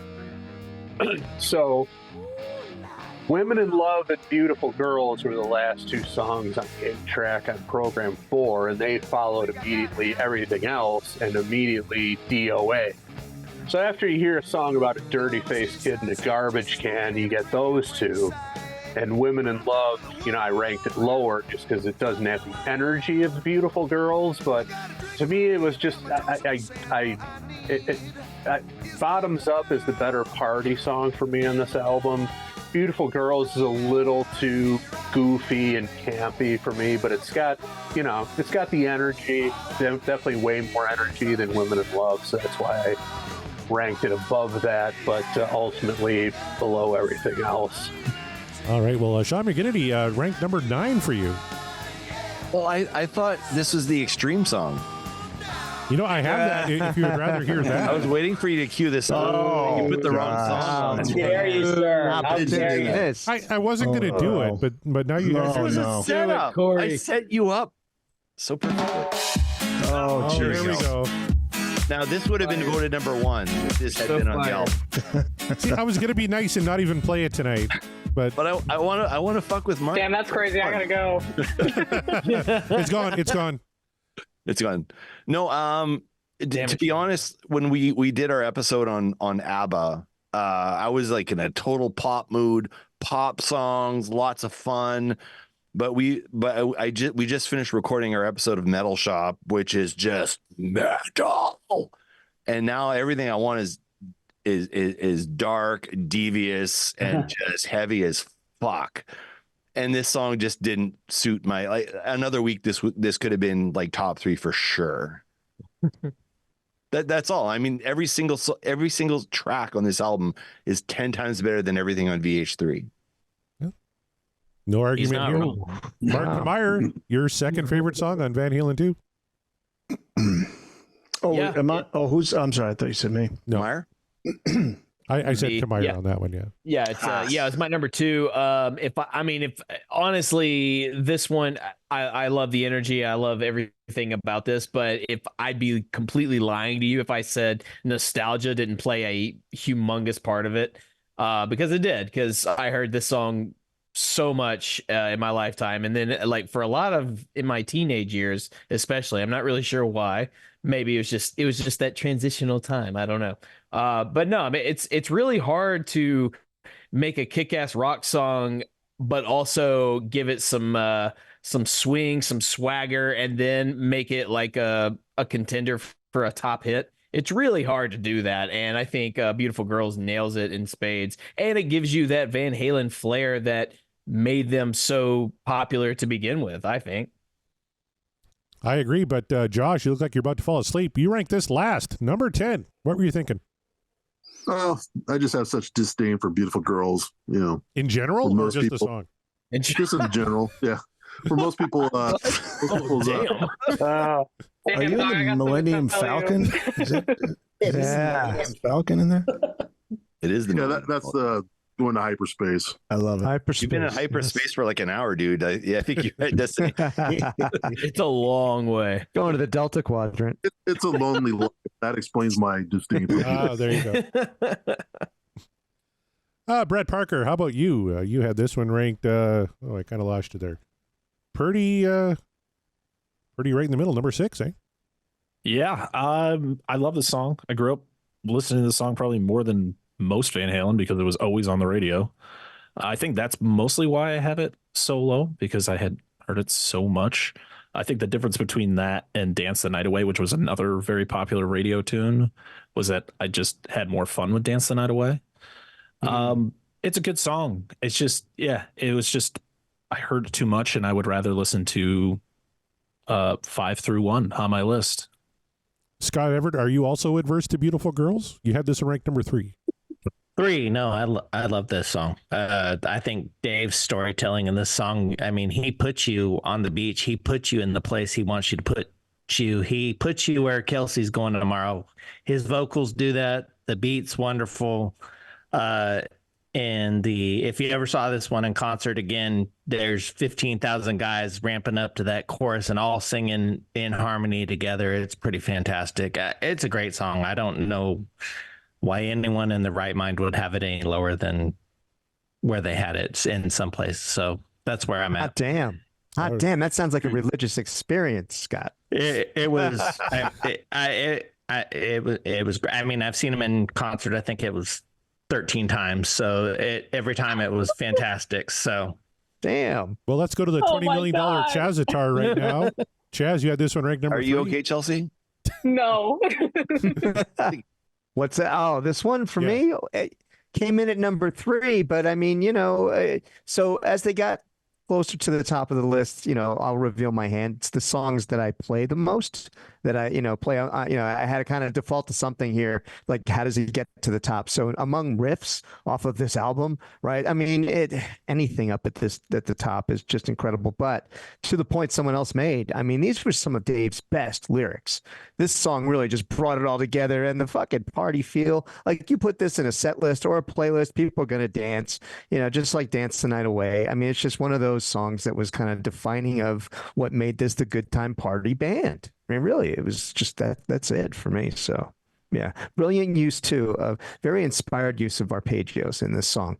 Because it's just what a common technique, right? But what he did in this song just to make it so uniquely Van Halen was, to me, just one of the standouts. And I love playing. Oh, I'm sorry, I'm talking about Dance the Night Away. All right, the Chazatar is glitching. Too tight. Eric, that's it. But Beautiful Girls, yes, same thing. It's just one of those riffs. When I pick up the guitar and I'm warming up, you just play this riff. It's just one of those that just comes out. Eric, did I get your comments on this one yet? Not yet. Just real quick. I mean, yeah, the riff, and then I love the guitar work throughout the verses. Again, Eddie, one of the most underrated rhythm guitars, and the lyrics are just, you guys talk about it. I love she had her drink in her hand, she had her toes in the sand. What a sweet talking honey with a little bit of money can turn your head around. Creatures from the sea with a look to me like she'd like to fool around. I mean, dude, that's fucking great. What a snappy little mammy, gonna keep her pappy happy and accompany me to the ends of the earth. To the ends of the earth. Yeah, I mean, that's fucking Dave, Yeah, that's Bozy Bozy Bop. Hell yeah. How many of us can actually recite all the lyrics of this song? Like probably. Oh, yeah. Sure. Yeah, man. Yeah. Love it. Well, it sure beats all around the world. There are so many beautiful girls. Yeah, it's close. 1A and 1B. Where's Kevin Brown right now? Right, That's his exactly. favorite track. I He wanted loves that Keith song. and Kevin. to have He's a not fight even tonight. dead yet. He's already Disappointed. spinning in his grave. Yes. Kevin coaches a girls' sport, that little footy soccer thing in Saskatoon. So he's off with his Footy soccer. his No, 13-year-old footy soccer. He's playing footsies with Mrs. With the missus, I think. Was that Playing what it was? footsies with the missus. Yeah. I'm playing footsies with the missus. All right. Well, we're down to our final two songs, everybody. I'm let's just go. gonna Right. let's recap real Corey, quick. stop slowing this show down. Yeah, right. Fuck you. Get him. Okay, we're gonna recap. Number 10, we had "You're No Good." Number 9, "Woman in Love." Number 8, "Spanish Fly." Number 7 was "Out of Love Again." Number 6, "Bottoms Up." Number 5 was "DOA." Number 4, "Dance the Night Away." Number 3, "Beautiful Girls." That leaves only 2 songs. Any guesses? Which one was number 1? Which one finished at number 2? Any guesses? I Eric? know exactly what finished number 1. Oh boy. We're down to Somebody Get Me a Doctor and Light Up the Sky. It's got to be Doctor at number 1. You think Doctor's one? Yeah. I agree. I think Light Up the Sky is I think Light Up the Sky. Light up the sky. Oh. Wow. We're split on the panel, and guess what? For the first time in doing rankings, we had a tie for number 1. Both songs finished with both songs finished with 186 points. Huh? So, in order to break the tie, I went to the audience vote. So, the song that officially finished number 2 in our rankings, Okay. is "Light Up the Sky." Like I said, 186 points. 9 people, I think, ranked this one number 1. Only one person ranked it 10th. That really hurt it, actually. That one person ranked it 1. Whoa. The audience ranking on this one was 4th. So that's why it comes in at number 2. But "Light Up the Sky" it garnered the most number 1 votes. Brett Parker, let's go to you first because you actually ranked this one number 1. This song is a punch to the face. This is my Atomic Punk for Van Halen 2. Yes. Because Atomic Punk is my favorite track Damn, from Van that's Halen. Thank you. That's a great comparison. This song is just, you're going 100 miles an hour from beginning to end. The vocal harmonies in the middle of, like, with the little bit of effects that they put in there, it just blows you away. I fucking love this song. This song is one of my most listened to Van Halen tracks, probably of all time. Kelsey, you had "Light Up the Sky" at number 4. Oh, I did. Yeah. Okay.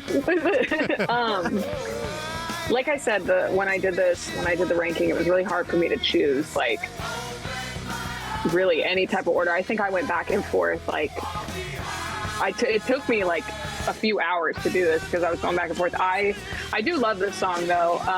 This was one that I actually got into a little bit later when I started liking Van Halen. But one of my favorite parts about the song is a little interlude with "Ooh, Mama, see the firelight." That goes absolutely insane after, like you said, it's a punch in the face, and then all of a sudden it breaks into that, and Eddie's little, oh my God, it's magical. I do love this song, to be fair. But yeah, no, I love this song. Like I said, the majority of people ranked this one 9th. Mike Triplett had it 9th. Brett Parker, like I said, first. Mike had it first. Brett Parker had it first. Who else? Darren Paltrowitz from the DLR cast. He had that first. Sean McGinnity, also your number 1 song. Oh God, yeah.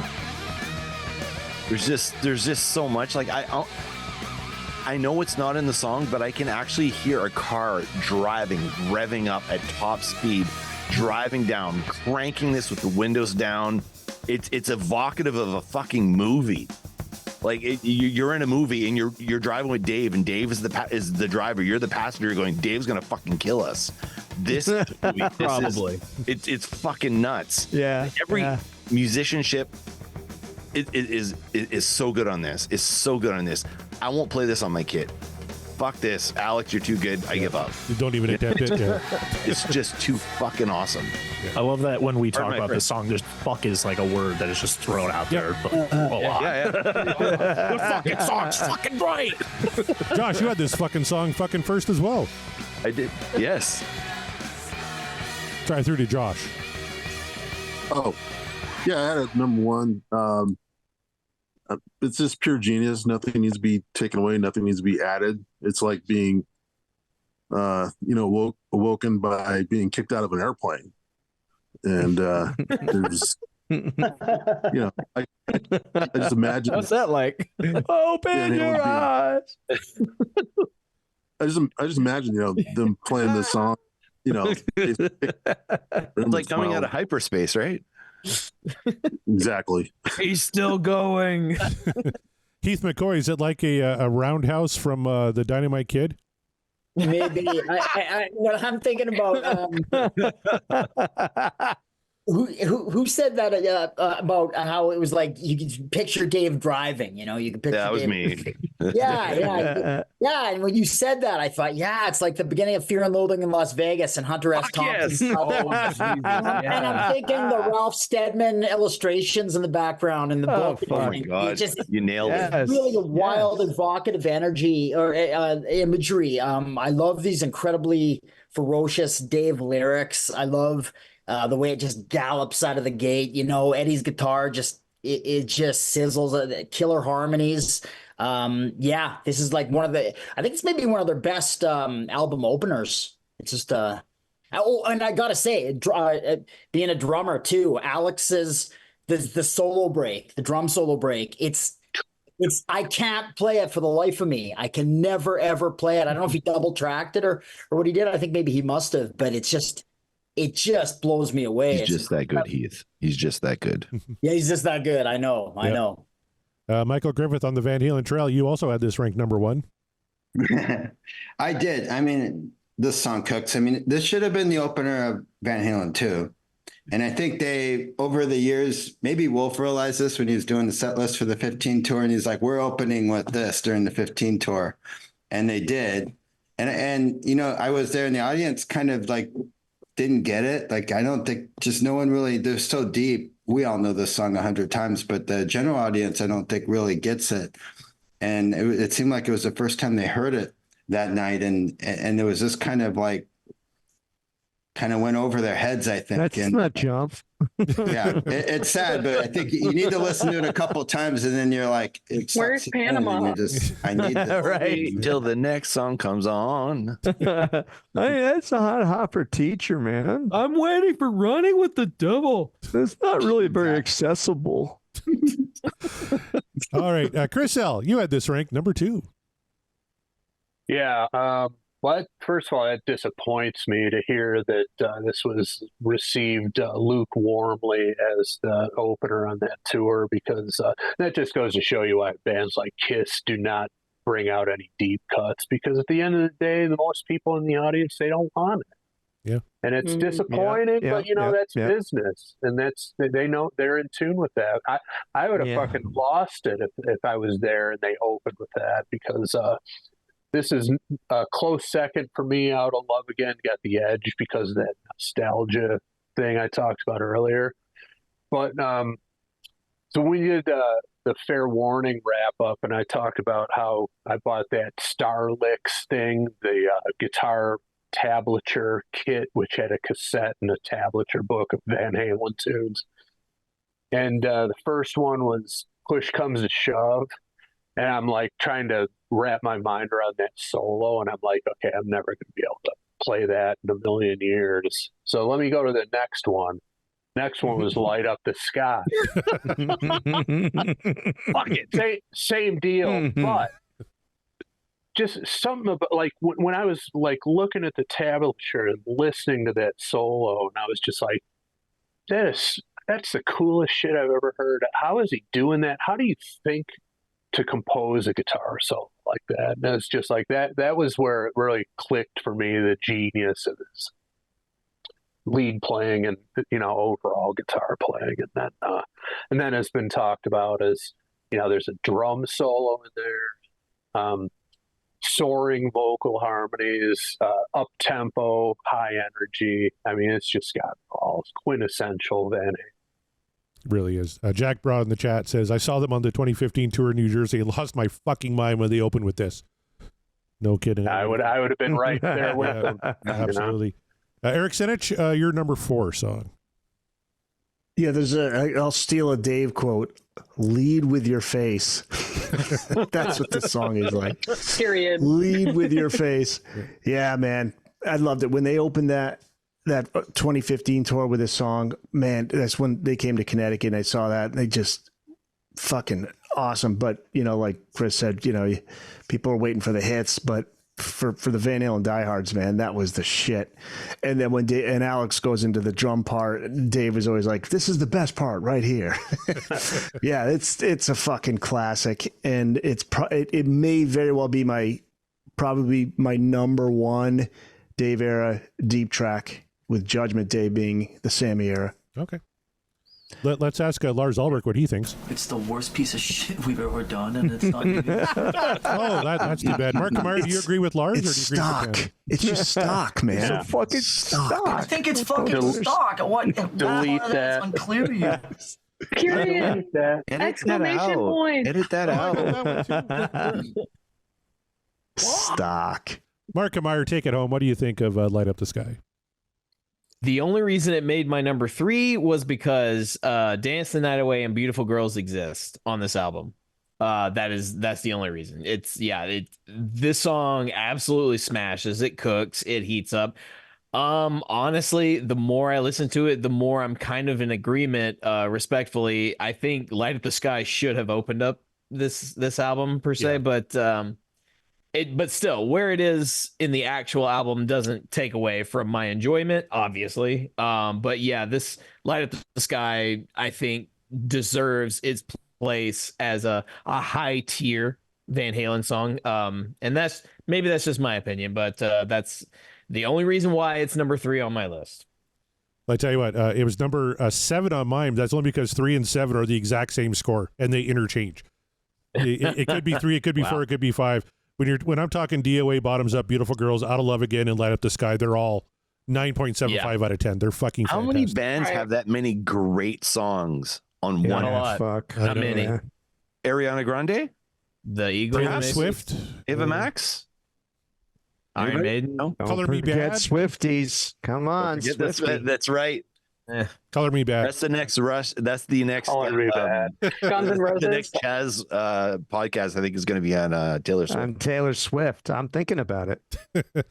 Well, before you get there, we got one more song left to go. It was my number 1 song. It was number 1 on quite a few ballots. Oh, yeah. Somebody Get Me a Doctor, number 1. Technically tied with Light Up the Sky. I had 7 first place votes, 2 8th place votes. That was the lowest it finished. But the audience ranking on this one was 2nd. Way back in the day, they ranked Somebody Get Me a Doctor 95.4%. What Dreams Are Made Of 4.6%. The Dream Is Over. This is just pure fucking Van Halen goodness. This whole album is for me. This is my favorite Van Halen record. Ranking this was almost impossible.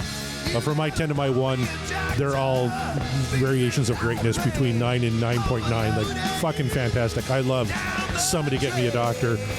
Scott Everett, what are your thoughts on this one? You also had this one ranked number 1. Yeah, this one was pretty obvious to me. I mean, there's a reason that they play this on every tour. There's a reason why Sammy's going to let Michael sing it on the tour this year. This song is a banger. It gets the crowd ramped up. It's fantastic. And if you can't have fun listening to this song, there's something wrong with you. It's an awesome song. So you must be saying, you're saying there's something wrong with Eric Senich, then. He had this one ranked all the way down at number 8. What did Senich do? Kick him.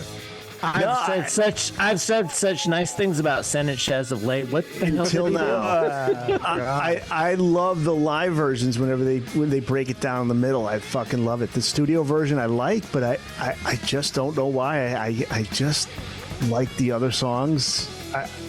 I have how many other songs ahead of it? 7 songs. Wow. Sorry, guys. I really.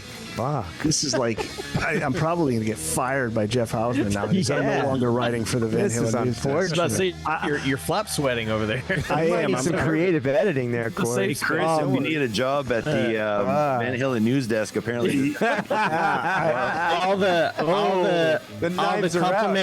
All the compliments I said about Van Halen royalty after his last podcast have just gone shit out the window right now. Now I know what Kevin Brown feels like. I love the Oz Festival version. I love like what they did in the 07 tour when they go back and forth between Ed and Dave. So I'll say that. Just studio version, I like. I just don't love it. Oh, my goodness. Just lacks the spirit of the live version. Chazatar, you had this number one. Oh, fuck yeah, man. Come on. This is just everything about Van Halen, man. Especially the era and especially the way they pulled it off live. Yes, the way they took what they did in the studio and made this one come to fucking life. This was just everything that was just dangerous about Van Halen. And then learning that it was a story about Eddie's fucking overdose, right? You know, and the whole true story behind it. It just confirmed that whole idea that this was a dangerous band that did not fuck around. Been there, done that, you know, from the Pasadena Civic Center on out to, you know, what they took over the world with, man. And they really did bring that brand like to the world, right? And so that was just to me, this is just the ferocity of the band at its peak, you know, or getting toward its peak, you know what I mean? Just like the ascent. And this is just like that hungry spirit that established them, you know, firmly at the top for so many years. Perfect. Chris, you had this one ranked number 4. Yeah. I mean, my top 3 were Out of Love Again, Light Up the Sky, Dance the Night Away. I mean, like we've talked about all the show, you gotta rank them somewhere. But yep. I mean, this is as hard rocking as they got.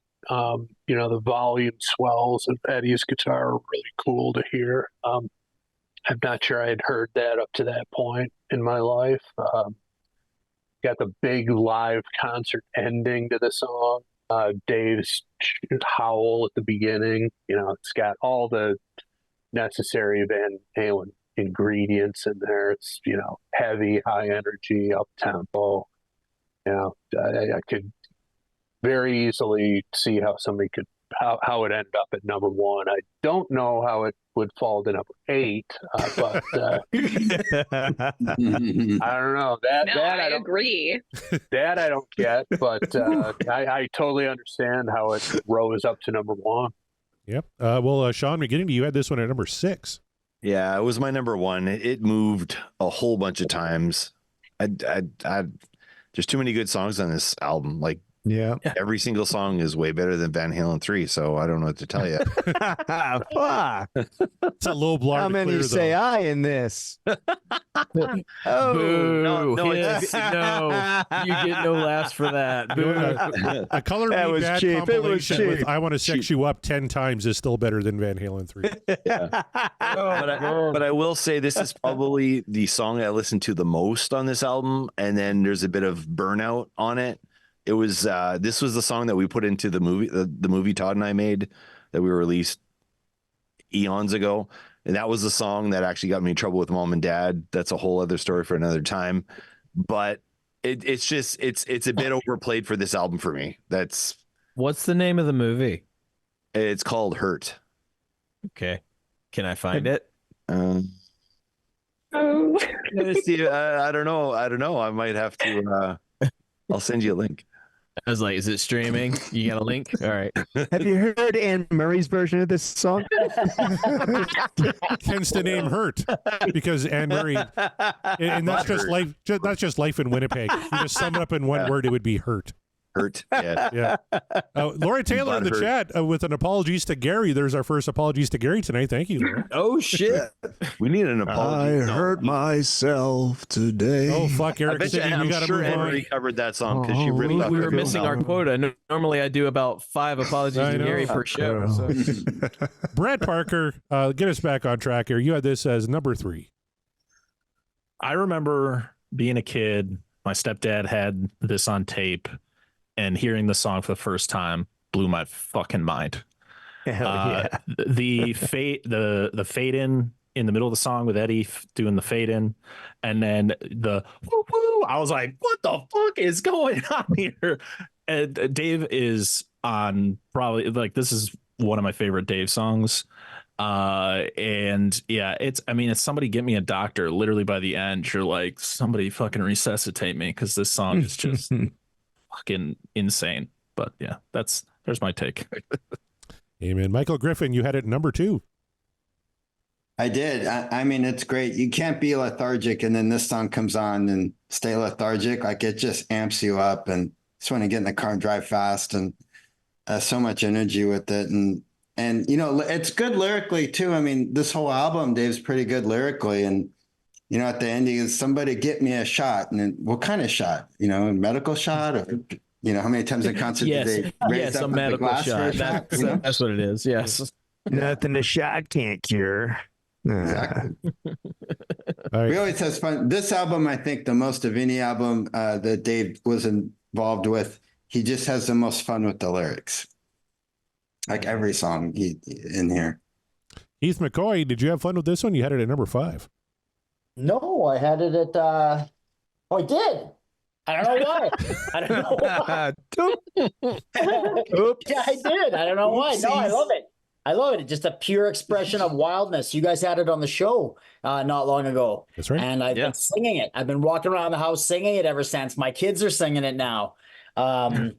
Yeah. We keep talking about. I got on a Hunter S. Thompson kick now, and on the show there was some talk. I remember there was some talk about how these weren't great lyrics, and I gotta disagree. I think that the even just the chorus, the expression of the chorus, you know, like. It's just like, I'm fucked. The wheels are coming off the bus. I'm spinning out of control. Yeah. And somebody get me a doctor. Like that. It's very Hunter S. Thompson again too. Number 5. What was I thinking? I don't know. I don't know. You're still in better shape than Eric Senich is. Let's see where. Josh Caldwell had this number 2. Josh, tell us about it. My head's starting to go like this, Chaz. I'm sorry. Yeah, your credentials are being questioned. Yes. Josh, number 2, hit it. This is a riff I use to test out every amp to see if it has the goods. Ooh. Hell yeah. You know, if you want the Brown Friedman. And finally, lovely Kelsey, on her birthday, International Women's Day as well. You had this ranked as your favorite song on Van Halen 2. Yeah, I have to agree with Parker. The first time I heard this song, I can still remember the sensation that went through me. I was in my car and I don't know if I was going through Van Halen 2 or whatever, but I remember hearing, you know, the drums and then it fade out and then that riff. And I remember I was doing something. I visually remember me just turning to my Apple Play and being like, what is this? And I ever since then, I will never skip this song. I can always put it on. I could be having a breakdown and the song comes on. I'm like, damn, that's crazy. Turn it up. Yeah, I love this song. This is another song that if people want to get into Van Halen or show me some Van Halen, this is one of the top songs I put on. This is probably the first song because I'm listen to this shit. This shit'll change your life. This is because this was an easy number 1 for me because like I said, it's this and Dirty Movies. I still remember the first time I put it on and I was like, oh my God, what this. Yeah. So I think it speaks for itself, to be honest, Eric. This is Eric. I am done. This is it. This is the end of my career. That's it. Kicking you off the wrong side of the tracks. Get out of here. Mark this day. Mark this moment. It all went downhill after that. That's right. Well, the Van Halen 2 rankings. Mark went straight to the electric chair on this one. Yes, sir. Mark, did you have anything to add on Somebody Get Me a Doctor?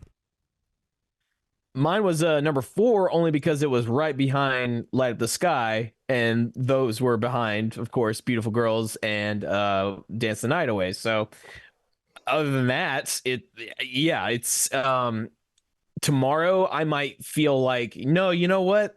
I think Somebody Get Me a Doctor should be above Light Up the Sky. And then a few hours later, I might go, no, I had it right the first time.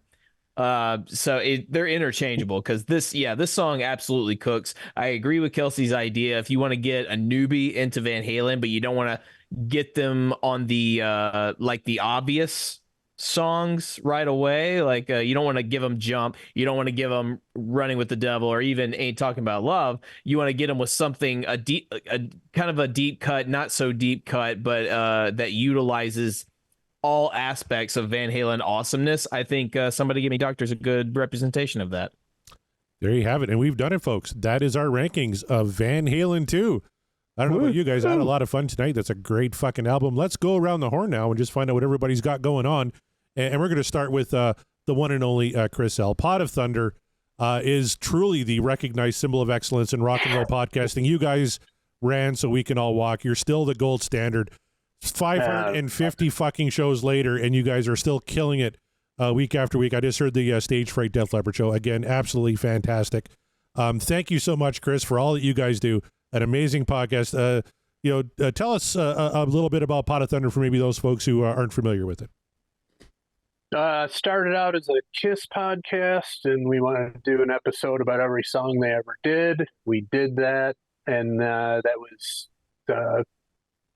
260 episodes ago. So then we opened it up to all bands and genres, and we're still at it. Next month will be our 11th year, so still plugging along. And potofthunder.com is the website. You can access all the episodes there. And then, as they say, wherever you like to get your podcasts, we are on those platforms. So give us a look, give us a listen. There's chances are there's at least one episode in there that you'll enjoy, hopefully. And if you have never heard it before, we'd love to have you jump on the board. Absolutely fantastic. And you have a Patreon as well, too. People can sign up and they could submit Yardo questions. I know I just had mine read on the show. You can submit songs for the listener submissions list. I'm still waiting for Winona's Big Brown Beaver to come up. I put that one on the listener submission list a while ago. Yeah. We are long overdue for some Primus for sure. So check it out. I hope you enjoy it. Love to have you among our listeners. Absolutely. Well, thank you very much, Chris, and hopefully we can get you back on another a ranking show coming up in the future. Sean McGinnity, you also have a little podcast too called the Sean Geek and Fast Fred podcast. Tell us about it. We've been doing this for so long now. We're going into, actually it's 8 years in March. So doing this for forever. It's me and my brother and a host of other malcontents. We don't do things the traditional way. We do things however the fuck we feel like that week. Oh, pardon the French. And we just like, sometimes we do an all metal show. Sometimes it's just Todd and I shooting the shit about whatever. The podcast should be called Albuquerque, as you all know. It's kind of the catchphrase of the show. Kevin Brown, I need a t-shirt, please. Thank you. And then you can find us on SeanMcGinnity.ca. I won't say it as sexy as Todd, but that's SeanMcGinnity.ca. And all streaming platforms on Sean Geek and Fast Fret. Yeah. Excellent. Thank you very much for that. And Chaz, the Chazitar, you spent way too much money on that thing. It looks like shit, but you do have a few. You got a few podcasts out there. Maybe tell the folks about them. Damn. Well, we do. And after all this investment that we've done in this wonderful avatar, Chazitar, we did have a few bucks left to keep the podcast wheels rolling. So we're getting back into it. We've got Eric Senich here coming up in a few weeks as soon as we can get rescheduled. We had to take a little break, but we're getting things back online. In fact, just tonight, this show took a recording off the rails with Sean Geek and Fast Fret. So they're coming up in April as well. That's been rescheduled. But yeah, it's Rush Rash. It's all things Rush. We're at Facebook. We got author Kevin J. Anderson coming up. He is actually Neil Peart's co-author for Clockwork Angels. So that's right. Very excited about that. Jesus Christ, that's kind amazing. of a coup. That's awesome. Yeah, we're very, very excited about that. So he's coming up. We're going to interview him next week. And then the other podcast is Regarding Roger, which is not Roger Whittaker, although we have seriously considered it ever since it was proposed. No, because that would be interesting. But no, Roger Waters, he redid Dark Side of the Moon Redux. We are into track 8. We listen so you don't have to. So tune in and listen to us. Listen to this so you don't have to listen to it. and we go through the original and the new one and go, why, Roger? Why? We're still left at that place after 8 episodes. So new episodes drop Sundays every other week, and Rush Crashes every Saturday. Perfect. Well, I used to brag about having Eric Senich on my show. But after tonight, I don't know if I'm going to, I might be like saying, no, I don't know that guy at all. Just took it down. Yeah, somebody give me a doctor number 8. No. Well, come on, he's at number 8. That's it. I used to call you a national treasure, Eric. That's right.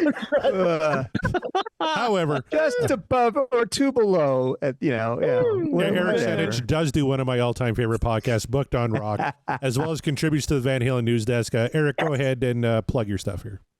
Yeah, bookedonrock.com. You can find out about the podcast there. And we did just put up an episode on Rat. There's a brand new book on Rat. Great episode. My man Greg Prado, who's been on, he's been on over a handful of times. And then before that was the episode with Chris Gill and Greg Renoff.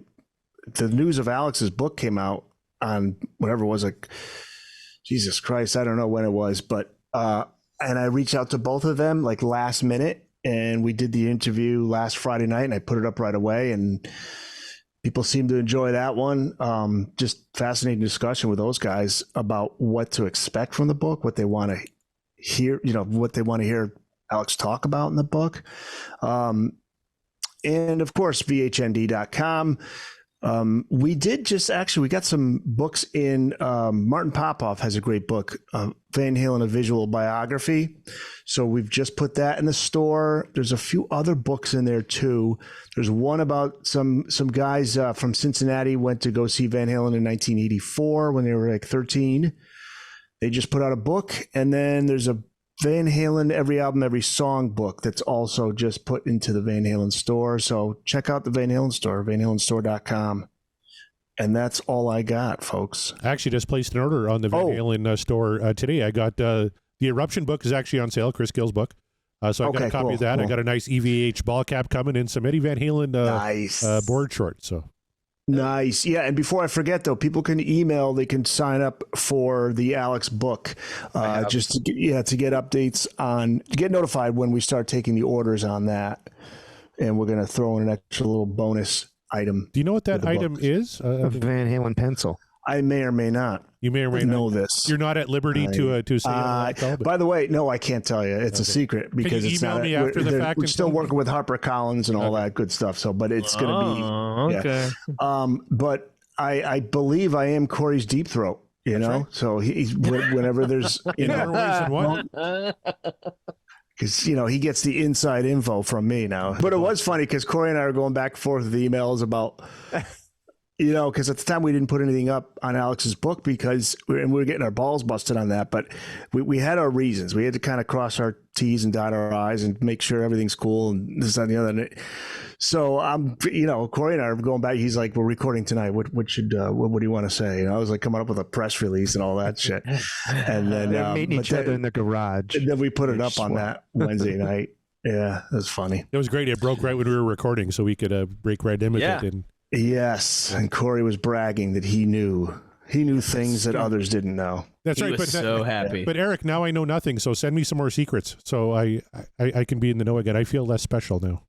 Well, we'll see. We'll see. Right. Maybe I'll fill you in on the little extra item. I would appreciate it. You notice I'm not the one who was busting your balls about somebody get me doctor number 8. That was everybody else. I don't know. I think I heard you. I respect your choices. I wish I could meet your mic. I believe your intro to Eric was he used to be my favorite podcast. Oh, no. You know what? Because you make fun of Kevin Brown so much, he's going to get a free book. He's going to get the whole deal. He's going to get the... Oh, man. Hear that, Kevin? Oh, wow. Where is he? Oh, he's perked up now somewhere. What was a comment you said in today's episode? You Brits or something. What the hell? Something about you Brits. So why don't you go and sue Napster, you little Danish twat? Something like that. Brad Parker, why don't you tell us all about Dissect That Film? Yeah. Well, I am 1/3 of Dissect That Film. I host it alongside my wonderful co-hosts, Dan and Angela. We pretty much dissect the good, the bad, and the ugly of cinema. Talking about all different genres of movies, going from, the gnarliest of horror movies to, fun animated films. As our latest episode that came out today was on 1986's The Great Mouse Detective. So yeah, we just talk about movies in the most chaotic way possible, because we're all vastly different people and it's a lot of fun. So Is it all older movies, new movies, both? We tend to do a lot more older movie. Well, I mean, like around like the 80s, 90s. So not old, I'm not going to consider that old, but yeah, we an episode. We don't know. We don't. We've kind of strayed away from doing like newer releases. No, I'm in the 84 version. Oh no, not yet. That's okay. That might be this year, since it is celebrating its 40th anniversary. You should absolutely. I think Kelsey at 80 probably considers those new movies, right? She remembers watching Stagecoach in the theater. Yeah. No, but I mean, I'm looking forward to getting Mark and Corey on the show so we could talk about Twister. And so I can talk about humans being and respect the winds. Isn't the prequel's coming out? I just saw the trailer. It's not a prequel. I think it's a prequel. It's a prequel, sequel, reboot. It's a reboot-quel. Yeah. Oh, okay. Yeah. Like they're not going to feature the other actors from the. I just hope Wolfie does a song for it. That'd be great. Yeah, that's what I want. We've already done an episode on Twister, but I want to do it again just so I can get Corey and Mark on the show to talk about it. I'm going to go meet Carrie Elways in May. So I'll maybe have some Carrie Elway stories, because I'm going to go meet him in May. I'm going to dress up like an evil weatherman. But I got to say, Brett, if you ever decide to do Carrie Elway stories, there you go. If you ever decide to do MacGruber, I recommend getting Chris L on the show. Yeah, we'll be down for that one. All right, and also Harold and Kumar Escape from Glen. I could talk your ear off about that. Do you remember the Val Kilmer movie that was done where he couldn't talk anymore, and they doubled his voice? Yeah. Well, no, not that. This was like when he was still trying to cover it up and didn't want anybody to know. Oh, and it was like a murder mystery movie. Oh, you know what? Was it called Snowman? I think. Was he in that? Is that the one with Michael Fassbender? Yeah, with Fassbender in it. Yeah, let me, and it was just so weird because it was clearly critically not him. panned. Yes, didn't it get nominated for an Academy Award? I don't think so. I'll tell you what. One. That's a different one. Eric, instead of derailing my show, why don't you look that up? And I will throw it to Michael Griffith. Michael, do you have anything you want to say as we wrap it up here tonight? Just, hey, thank you all for letting me be a part of it. Hit me up, Mike S. Griffith on X or Insta to talk about Van Halen.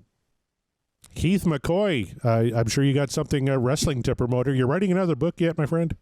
No, I'm not at the moment. Once again, I'll shamelessly plug Pain and Passion, The History of Stampede Wrestling, available on Amazon. Good book, read it, awesome, phenomenal. Oh, thank you. I actually, there's I don't know if, is it Crave TV just a Canadian thing or is it an American thing too? I think that's just Canadian. Yeah, it's Canadian, but I know of it. Okay, Crave TV. They're doing. There's a character in my book called the Great Gamma. They're making a documentary about him actually for Crave TV, and they interviewed me for that extensively. I'm in. Cool. Wow. Yeah. Oh, I want to watch that. Yeah, okay. Karachi Vice, man. Oh, Karachi. Oh yeah. Muck and Sing. That's right. If any Stampede wrestling fans know that. Josh Caldwell. Thanks a lot for joining us here tonight and for all your support. You got anything you want to plug here tonight? You can find me on Instagram, JCM Les Paul. I have like a couple dozen followers, so if you want to add to that, that'd be great. Let's get him up to an even 20 here, folks. I'm sure we can do it.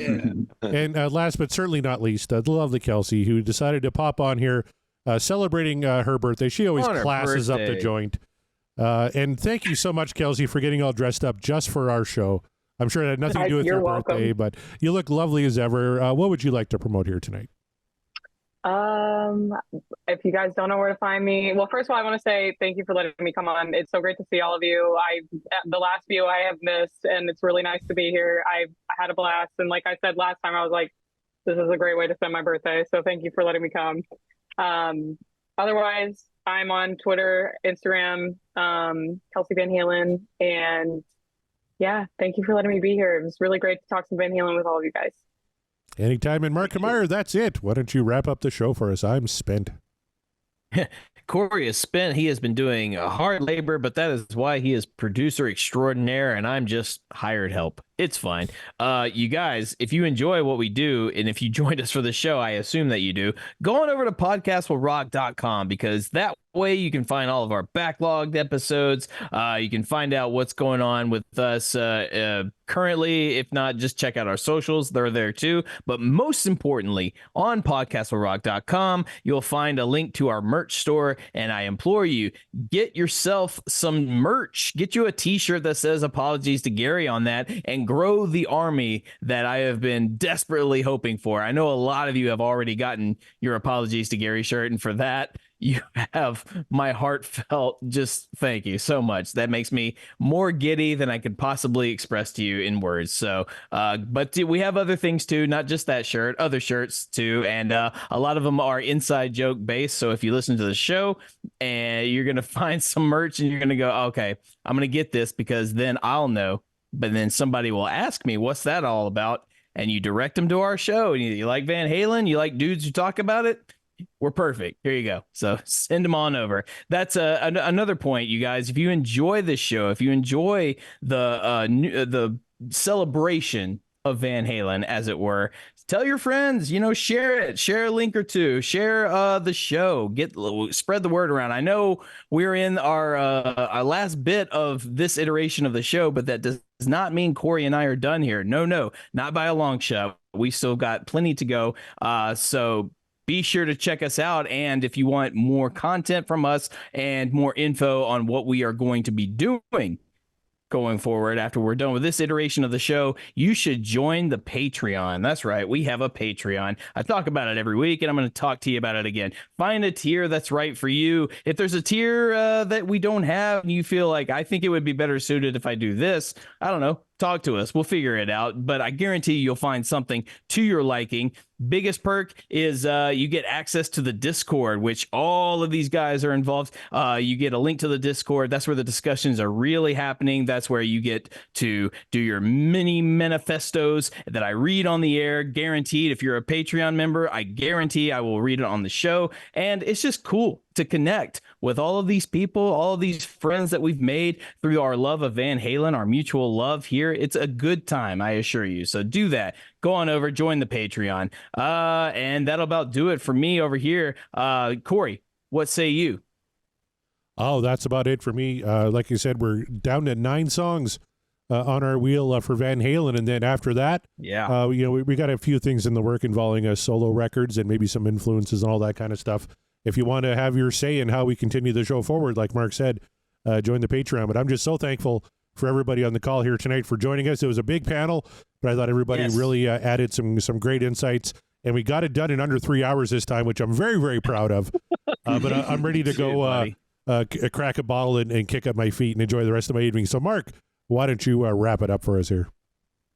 If you like this show, guess what? We have another live show coming up soon. We don't have a date yet, but we will. And guess what we're talking about? The Fuck album. That's right. For Unlawful Carnal Knowledge. You heard it here first. That's the next live show, but we're not there yet. You got to stay tuned. So be on alert. And on behalf of the entire panel, thank you guys so much for being here. Thank you for contributing, and happy birthday, Kelsey. Special shout out. Happy International Women's Day to all of our women listeners. And thank you for listening, for watching, for contributing, for just being a part of the conversation. Corey and I are not rock historians. We're not experts. We leave that to the people like Eric Senich. He'll be back, I'm sure. I'll talk Corey into it. But we're just simple fans, simple, humble fans talking about a band we like. That's what you tune in for. That's what we give you. We are, and the podcast will rock.